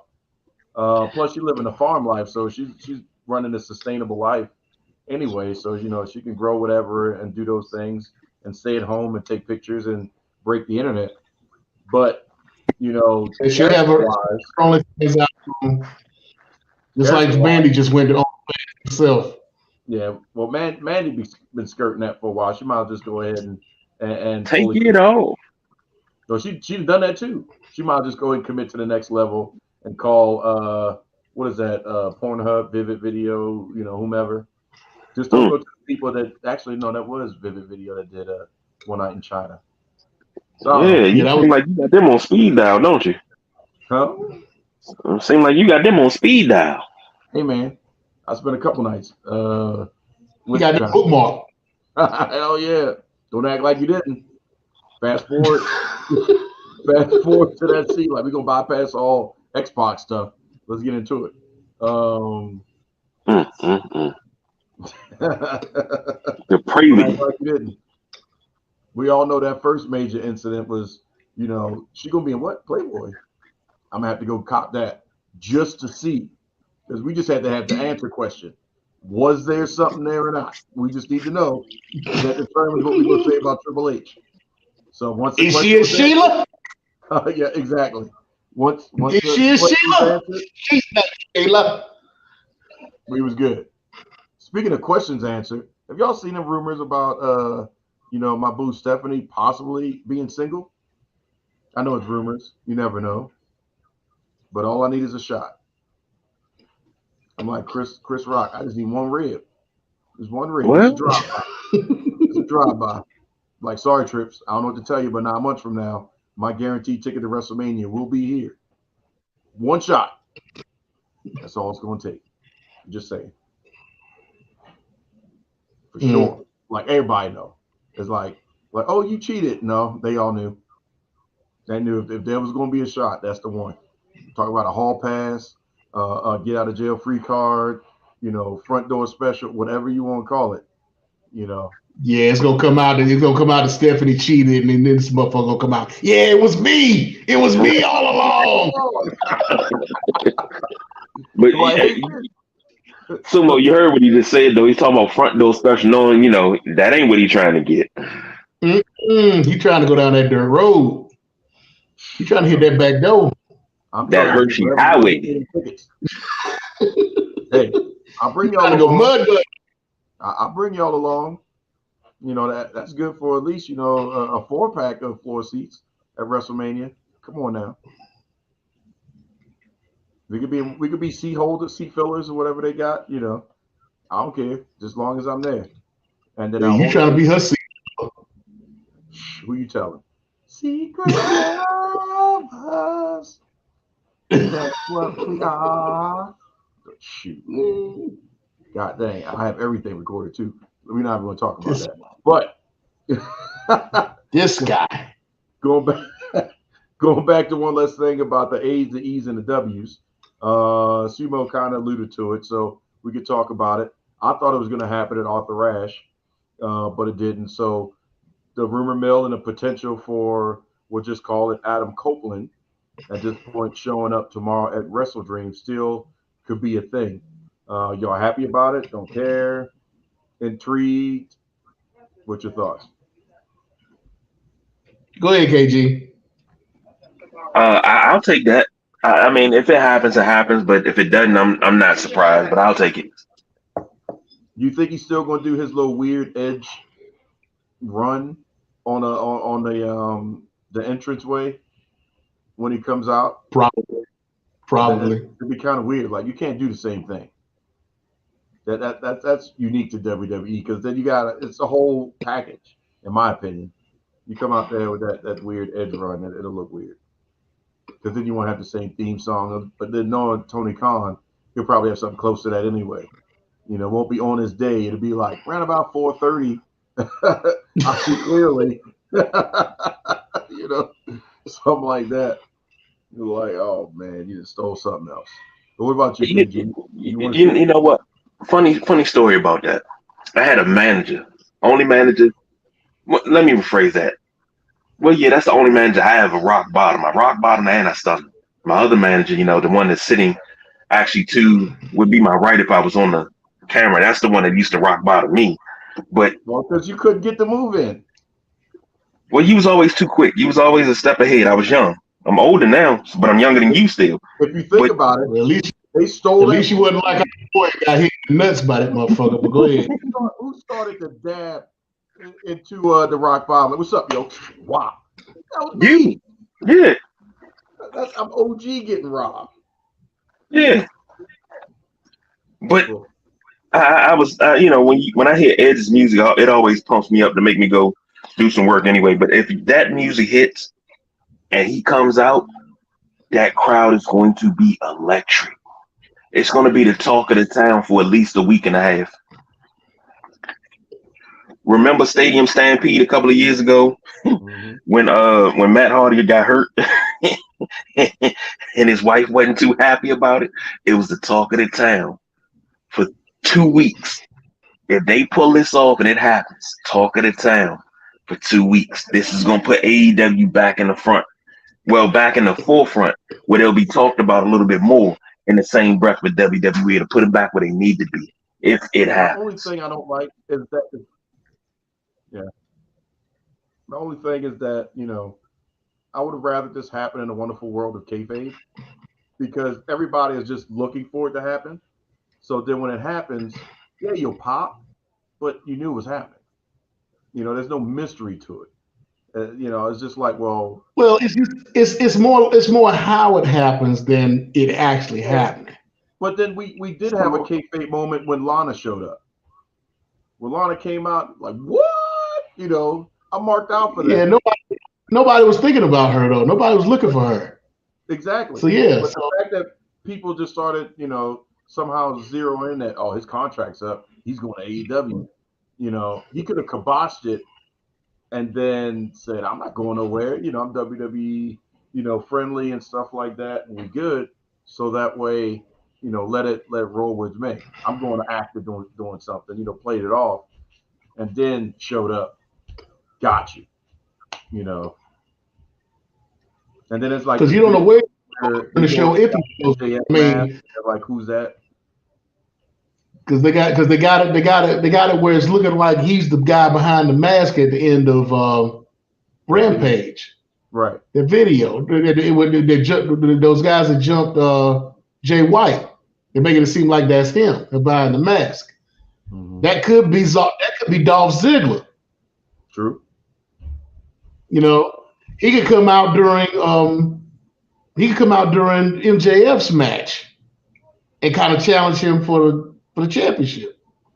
He could come out during Chris's match for the TNT title. And put them two back together again because Luchasaurus has a match during 0 Hour, so he may not come out during that match. Well, I would have Luchasaurus lose that match. I would have him come out doing 0 Hour and concerto Luchasaurus just to get him out the picture. So that way it would be the Edge and Christian show. And then we could determine if Edge would turn on Christian or not. It could be an inevitable thing, or it could not be. Because Christian's character right now is super strong, so he doesn't need Edge, as a heater. But at the same time, them two together, you got to put them together first before you have them feud, because we don't need to see that. Not right away, I don't think. Yeah, you don't need to have them feuding right away. But then you need to have them together first. Christian's got the TBS. You say my boy over here is going after MJF, and then we'll have all the gold. Because you have the triple threat match I was talking about, and have Christian turn on Edge during that match, and then you make them. Why you got to turn on him? Cause it's got to happen. It'll happen. It'll happen. But I would milk it because they need the star power with CM Punk gone. They need about 6 months of revenue because they have one problem. There is nobody in the AEW roster that is strong enough to put butts in the seats because we're going into WrestleMania season. Next month is Survivor Series, and then we're at the road to WrestleMania. Even though we're talking earlier than normal, but who do they have that's going to really make it happen if we're talking walking into WrestleMania? Nobody. Because you can't count on Sting. Because Sting's not they got Raw. Yep. Especially if they got Raw moving and they decide to put Raw on Wednesday night against the Dynamite. Oh, yeah. And TKO is shelling out money, so they got Jade. So you can't even hang it on a woman because there's nobody there strong enough to be able to do it to combat the program that they will put Jade in. Not to mention Cody is playing agent, and he's trying to bring in all these other guys like MJF and Ricky Starks. And all if LA Knight is over the way he is, Ricky Starks, oh my God, they will eat it up because he's the Rock, in my opinion, without biting off the Rock. That's the way I see it. No, he's biting off the Rock. I mean, everybody's taking off of something, but we look at LA Knight, we see Stone Cold and the Rock. Blatantly. He's the effeminate version of the Rock. Right. But he's not like coming out there finally and and all the the Rock-esque. Especially now, he's coming into his own super persona. Doing these matches with Brian Danielson and stuff like that. And so I mean, I'm starting to see more layers being established of Ricky Starks. Doesn't need a heater. He could just come out, do his thing, cut a good promo, have a good match, and be a reliable hand, so to speak. So, I would love to see him get his just due. It's not going to happen in AEW, unfortunately. But before anybody talks about me again, I did the pronouns thing. I did. Yes, I just called Ricky Starks effeminate, but if you go back and look at some of his interviews, he called himself effeminate. He knows that he's effeminate. I use that word because he used that word. So don't get on me about calling Ricky Starks effeminate because that's himself. Right. I don't want to hear that. I want to hear that Me Too and all that stuff and whatever. Speaking out. I don't know. We'll be over that. That's why I made sure to use my pronouns correctly earlier, because folks be tripping. I gotta post those pictures to show y'all where I got a chance to meet him in Statlander. It was pretty cool people. So who?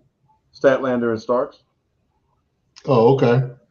Yeah, they're pretty cool people. So now that we've kind of talked about speculations of Wrestle Dream, what would it be if we didn't have a pick show talking about what's coming up in a pay-per-view that kind of matters? Really doesn't, but it is what we got. So Wrestle Dream. What matters is the fact that I get my belt back. Oh yeah, I guess you can fight for that too. It's in the dark. Can't you see it? Acknowledge me. I ain't acknowledging shit. Give my belt. Where's my belt? So let the copying begin. So starting things off, we've got the AEW World Trios Championship, the Acclaimed. Wait. Is the title on the line here? It's a pick show. Yes. The title's on the line. Anytime we do picks, the title's on the line. You ain't defended it. When's the last time you defended that damn thing? Last pay-per-view, and it came out as a tie. Like I said, let the copying begin. So, AEW World Trios Championship, you got the Acclaimed and Billy Gunn versus TMDK, Shane Haste, Mike Nichols, and Bad Dude Tito. Do we really need to pick this one? Because we're all going to say the same thing. We all know it's the Acclaimed. Next. So, Acclaimed all across the board for that one. We talked about the possibility of this. I think a great time for Edge to come out or Adam Copeland, but Luchasaurus versus Nick Wayne. I'll go Luchasaurus because I don't think they would waste. I mean, I don't think they'll do Adam Copeland coming out then. I would for the Concerto to get rid of Luchasaurus, but I say Luchasaurus. Sumo. I say Nick Wayne by DQ. Okay. KG? I say Luchasaurus. All right. You got a 4-way tag match. Now, if we're going in the order of the matches, this is a low spot for what under normal AEW circumstance, especially 2 years ago, probably would have been the main event. Young Bucks versus the Lucha Bros versus the Guns versus Orange Cassidy and Hook. They're looking for a fast start. They're looking for that match that's going to start the show off. This is the curtain jerker. Right. So they want to establish the show, and they know they probably be able to establish the show with the Young Bucks and all them together. Orange Cassidy in there. The Guns doing well so far up until now. Yeah, This is just something to get the show started real well. Who's your pick? Now this is for Just the number one contendership, right? yeah. So there's no title on the line. No title on the line. KG, I think you go ahead and go first, I guess. So Young Bucks, Lucha Bros, Guns, Orange Cassidy, and Hook.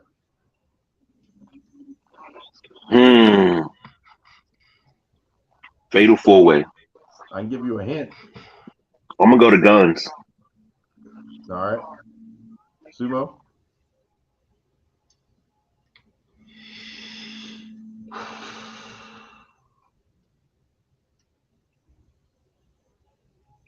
They aren't ready for the Young Bucks yet. For the Young Bucks FTR yet.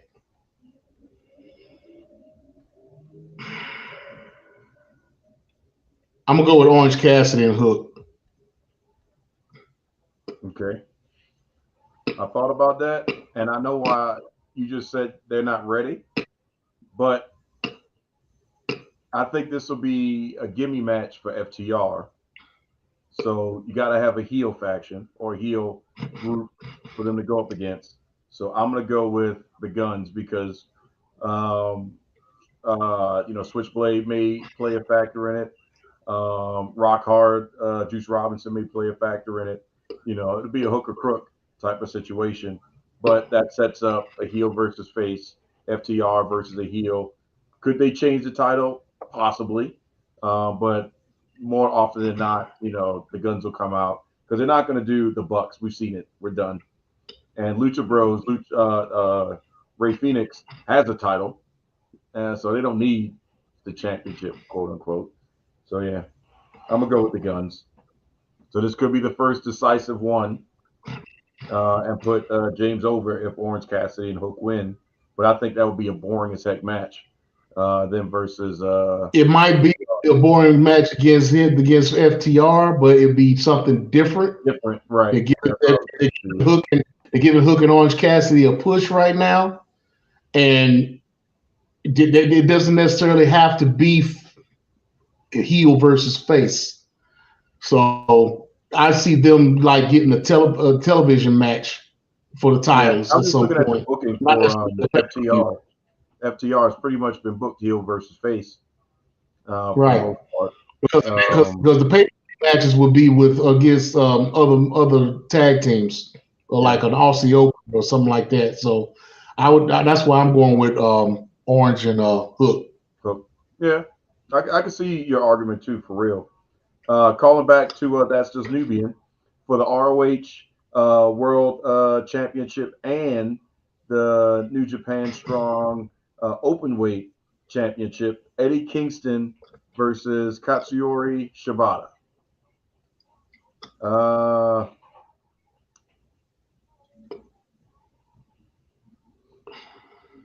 I'll do the first pick.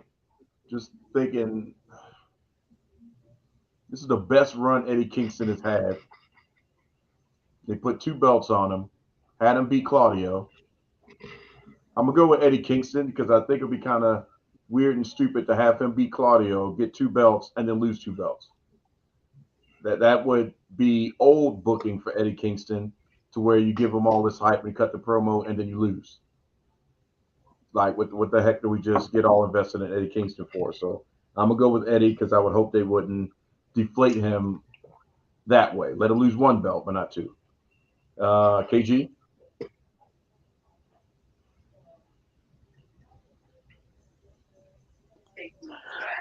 Defeated by the mute button. But I'm gonna go with Eddie Kingston. All right. Are we making this a universal, unanimous decision here, Sumo? Yeah, it's gonna be all the way around Eddie, because if Katsuyori Shibata had put up his belt too, I would have said Shibata. Right. But being that Shibata's title, the pure title, is safe, you got to go with Eddie. Yeah. All right, so James, you got first pick on this one. AEW World Tag Team Championship, FTR versus Aussie Open.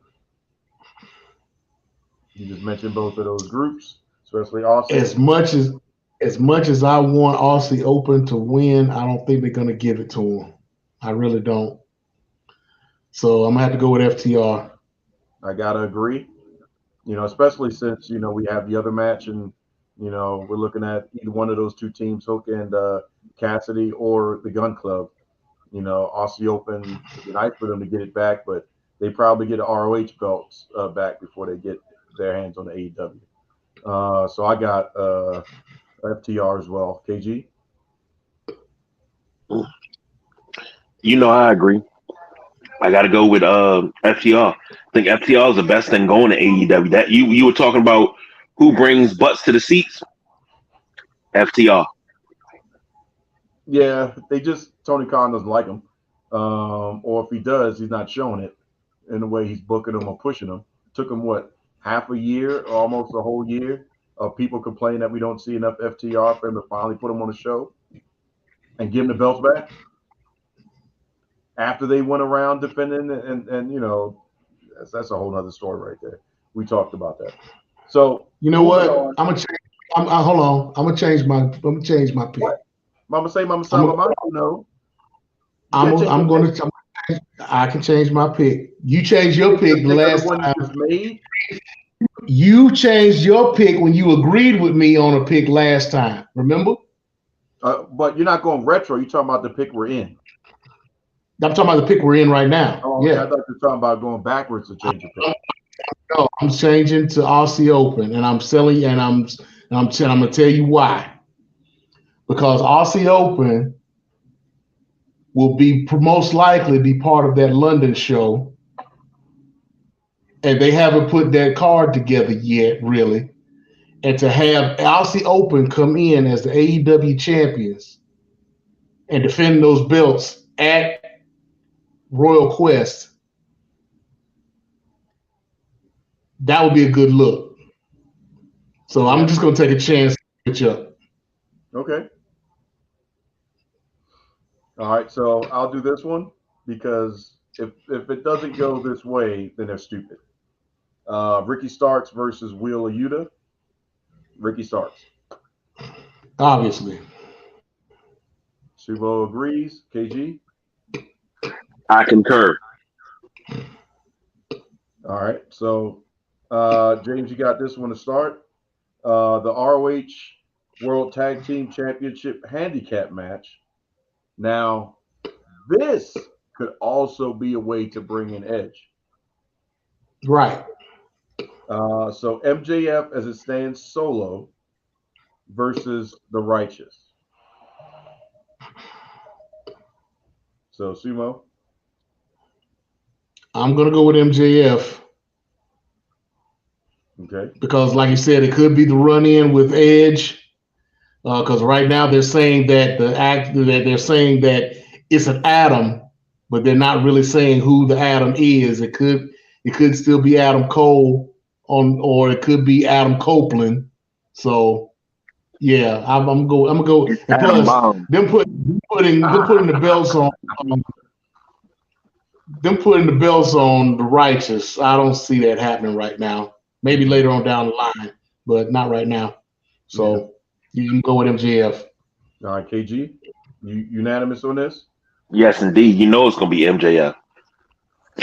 All right, so KG, I'm gonna give you this one because this will be kind of interesting to see how they go on this. And really, I honestly wish it was Abaddon that was in this match versus the champ. But for the TBS championship, Chris Statlander versus Julia Hart. Clear size advantage, clear power advantage goes to Stat. I don't even know how they can make it believable that Julia Hart would beat Statlander physically. Well, they got her on a 20. What is it, a 25 match winning streak? Yeah, I know. You're trying to make her in a little Daniel Bryan. But you can only do that against, Kira Hogan's and stuff like that are the same size. Now you're going up against technically the tallest powerhouse that they have in the company. Well, second to what's the name? Nyla Rose. But that's for obvious reasons. So KG, You keeping it with Stat, or is going with the Julia? Keeping it with Stat. Mm. Sumo, Statlander breaking the streak. I'm gonna go with Julia. I'm gonna go with Julia. She got Brody King on the outside with her. I'm sure he's gonna get involved in some kind of way. I'm gonna go with Julia. I'm gonna go with Stat just because with Jade going over, you got to keep it on the person that beat Jade to kind of save face for this moment. If you put it on Julia, it may not make sense. House will always win up until this point, but who knows? Now I would have Julia beat um, uh, Paige. That'd be a little bit more size believable. Soraya. Soraya, yeah.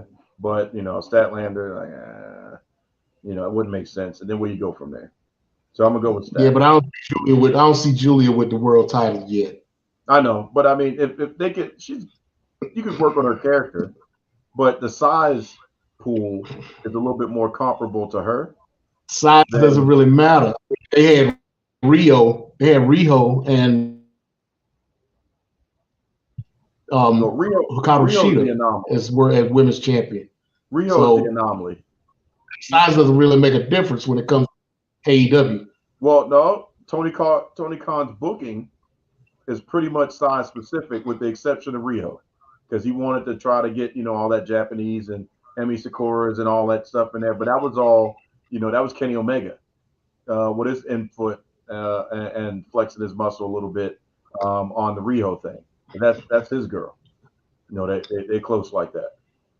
So if we take that out, everybody else that's been wrestling, because remember, Jay never went over there and wrestled for the official heavyweight championship. Judah outpowered everybody. Britt Baker ain't stand a chance against Jade, even if Jade wasn't the best wrestler. It's just power. It's like sending Powerhouse Hobbs over there to go wrestle Ray Phoenix. Like, Ray, you ain't The winning same that. thing they did. The same thing they did with Nyla Rose though. They Well, had Rio beat Nyla Rose. yeah. And I know you talk about the influence of Kenny, but still, you still got the size. You still got the size thing. So I mean, they've already set a precedent. So I mean, size really isn't an issue. It's not really too many people that aren't the size of Julia Hart in the women's division. Yeah. And we'll see. This will be one of those deciding ones. But I think, like I said, Stat will hold it for a little bit longer while all this, talk about Jade Cargill is happening, because you got the person that beat Jade. She can leverage that in a promo as she's talking trash. You can work that because, she was Yeah, y'all but product. then again, to your point, why not have Statlander? To your point, why not have Statlander lose? That makes Jade look weak. It does, but then again, Why? the problem is, Why? Why? Statlander's still champion after all this time, and you got well, Jade over at WWE. if Statlander was of the stature, or if it was Nyla Rose, you could kind of come up with that theory of like, yeah. But we're talking Jade. We know what Jade looks like. So clearly the stronger athlete is going to be Jade no matter what. So you can't really diminish her because of her look. That's what I'm saying. I just think it'd be smarter just keep it on there from an AEW standpoint, so that way you could tout that, and then she may not lose it now, but she'll lose it. I just wouldn't put it on Julia. But again, that gives them time to hopefully get some of these WWE females like Aaliyah. Okay, because I would see Aaliyah being brought in by Britt Baker. That could be something. No Dana Brooke though. No. If they did that, I'd never watch AEW again. No offense, Dana, but it wouldn't make sense. So Yeah, moving David would on. probably be WA Yeah. or Impact. So Hangman Adam Page versus Swerve Strickland. Now, I'd say the best thing about Swerve right now is Prince Nana and his dance because that thing is just ridiculously over right now. Um,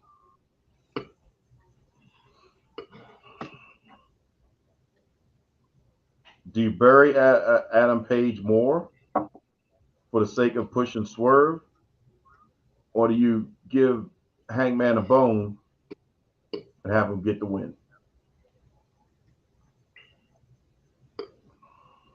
I'm gonna go out on a limb and give it to Hangman because he still is the elite, so he may have a little bit of pull in that. Yeah, that's probably the toughest one to me, but I'm gonna go with Adam Page. KG, I don't want to hear nothing about you copying me. I'm going with Adam Page. oh, you copying me? You couldn't even come and give us an argument for it. You copying? Go ahead, Sumo. We gonna say the same thing? Only because Swerve is wrestling at home. He's wrestling in Seattle. And we got to go again. You know, motherfuckers don't win in Seattle, win at home. Yep. So I'm gonna go with Page. This is an interesting one. Sumo, I'll let you make this pick first. Chris Jericho and the Golden Elite, Kenny Omega and Kota Ibushi, versus the Don Callis family, Konosuke Takeshita, Sammy Guevara, and Will Ospreay. I probably butchered it still. Go ahead and correct that, James. Konosuke Takeshita. Exactly.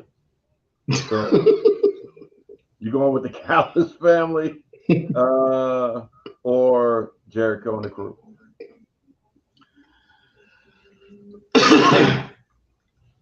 I'm gonna go with Jericho and the Golden Elite,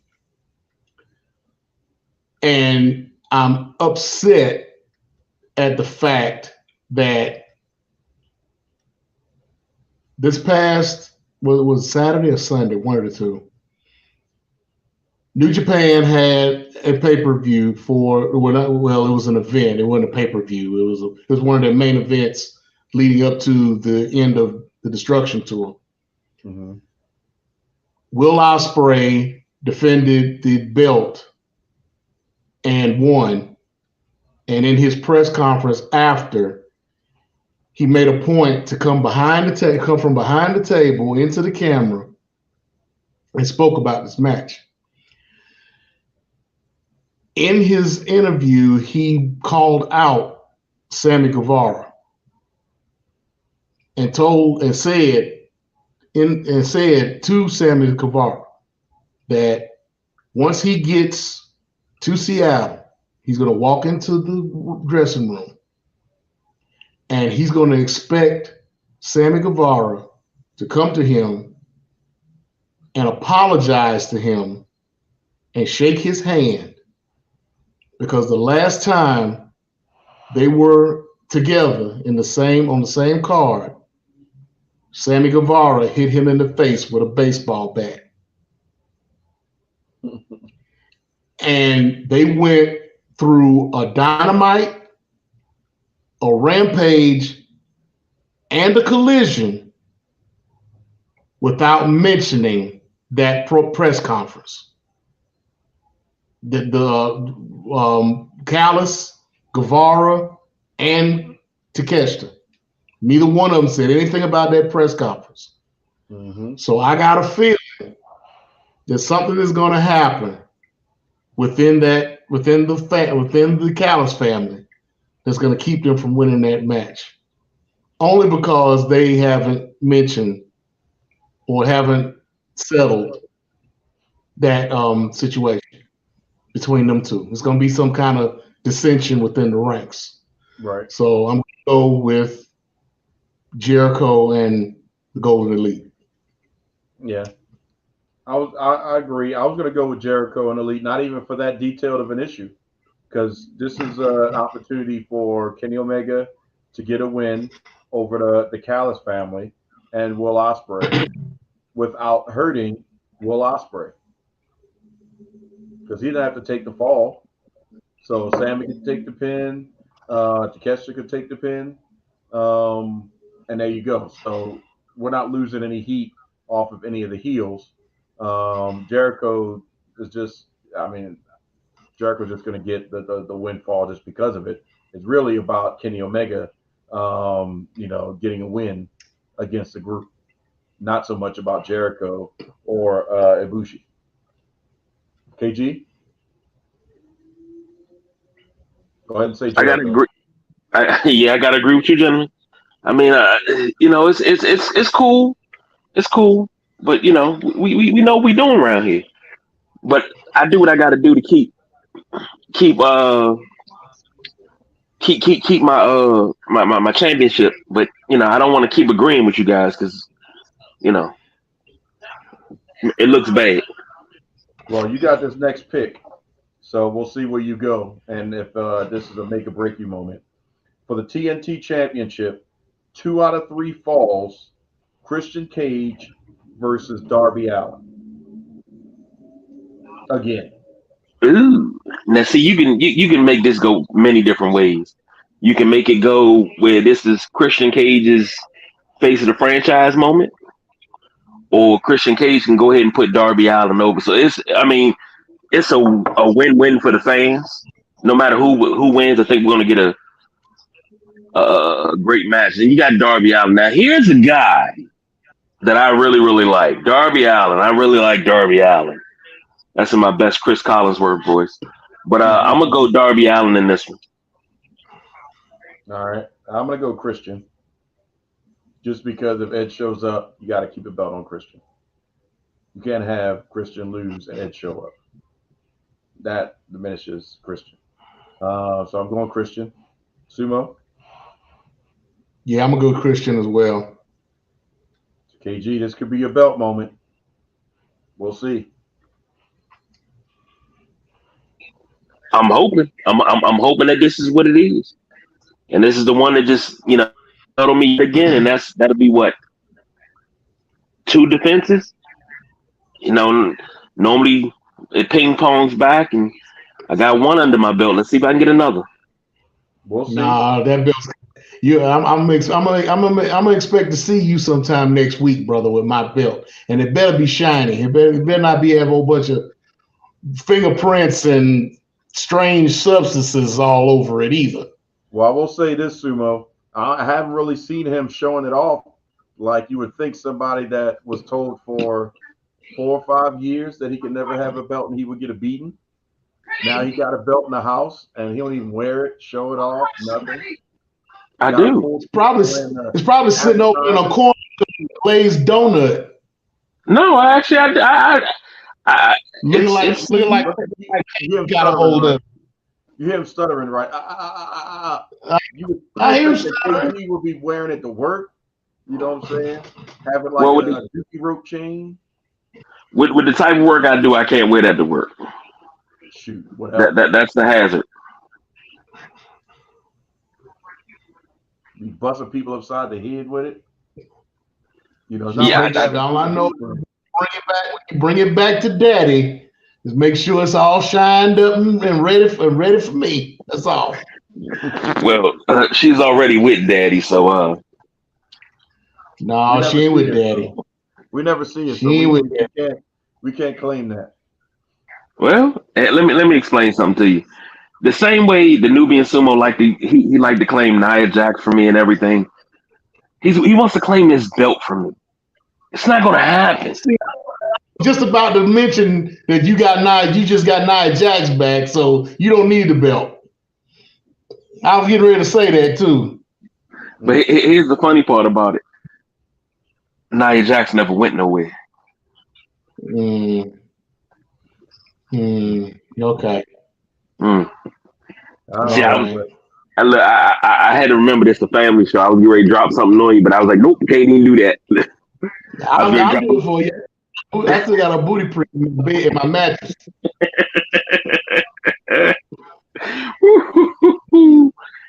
I will leave you alone. Oh my goodness. So let's talk about the main event of the evening. Wait a minute, that's not the main event? No. I thought they were making that the event. Bryan Danielson versus Zack Sabre Jr. It should be the main event, but I thought they were making Edge. I thought they were making Darby Allin and Christian the main event. Now let's say change. At least they were talking about pre-show. They were talking that Danielson and Sabre Jr. would be the main event. Okay, well it deserves to be the main event. Yeah, things could change, but that's the last I saw was that was the main event. So,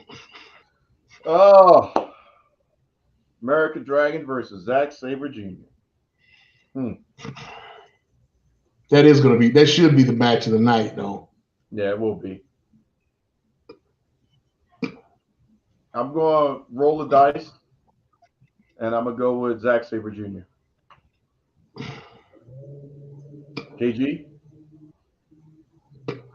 This will make it or break it.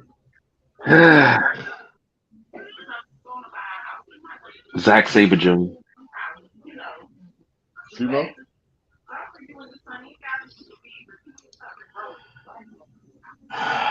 Zack Sabre Jr. is coming in with a belt. Yeah, it's a tough and he one. should win. He should win this. He should win this match just off of that. But I'm gonna go with Bryan Danielson. He's on his farewell tour. He just announced that he's not going to try to get into the G1, which is his lifelong dream, because of his the way his body is now, and he doesn't want to take the chance on taking a month-long time off away from his family, and the way his body is now, he doesn't want to take the chance on getting hurt to the point, taking the toll on his body. This is his last year, so he's gonna. I'm thinking that they're gonna go ahead and give him this match, and give him some other folks that he's gonna be able to beat on his wish list on his farewell tour. So yeah, I'm gonna go with Bryan Danielson. All right. So we'll see. I think there'll be no tie this time. I don't think there can be. You got a couple matches out there that's got some strong differences of pick opinion. So anybody's ball game this time. We'll see how this plays out come tomorrow night at Wrestle Dream.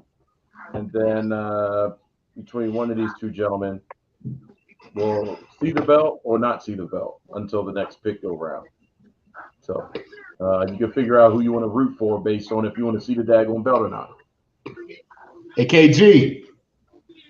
I'm listening. You want to try to make this a three-way dance again, like the way I got the belt last time, and to make this an elimination and have the winners go after Fastlane? I say we can do that.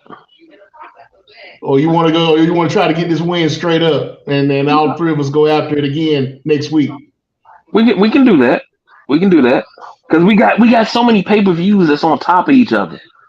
Like it's crazy, but we can do that. We can get away with that. Now he wants to go 12 pay-per-views throughout the year.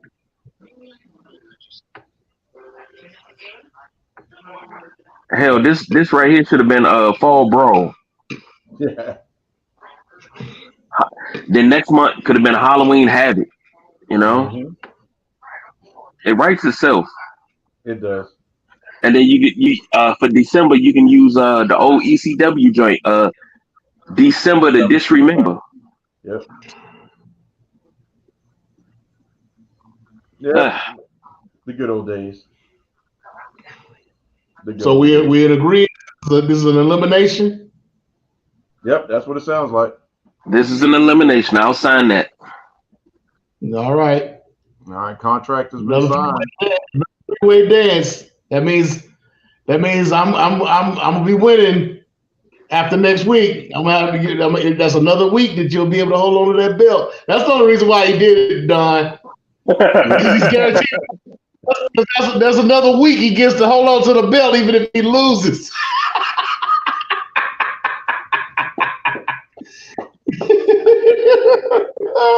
Love it. Love it. It's all strategy. Strategy. So, all right, ladies and gents, nice little action-packed show. The return of That's Just Nubian was pretty awesome. Gave us some great comebacks. We talked about all those lovely people that got future endeavored that will be interesting to see right around December 20th where they start to pop up. We'll see where Adam Copeland, formerly known as Edge, shows up.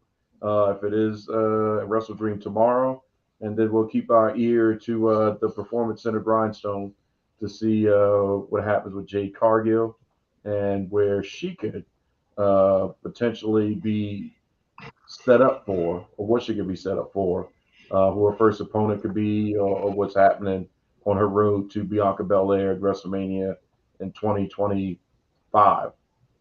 I would imagine is probably when that match would happen. So, or SummerSlam of next year could be one of those as well. But I would think that it would have to be WrestleMania on the marquee as a main event for one of those nights.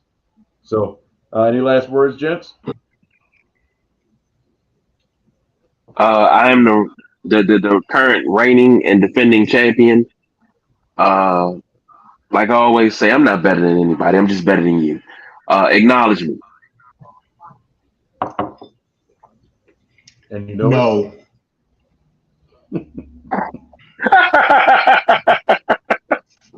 Oh my gosh. I refuse to acknowledge you, sir. Oh my gosh. Y'all are too much. Well, if nothing You will else, be because acknowledged in 2 weeks. they'll be at this all night. So all I gotta say is, diversify your bonds. Konnichiwa, bitches.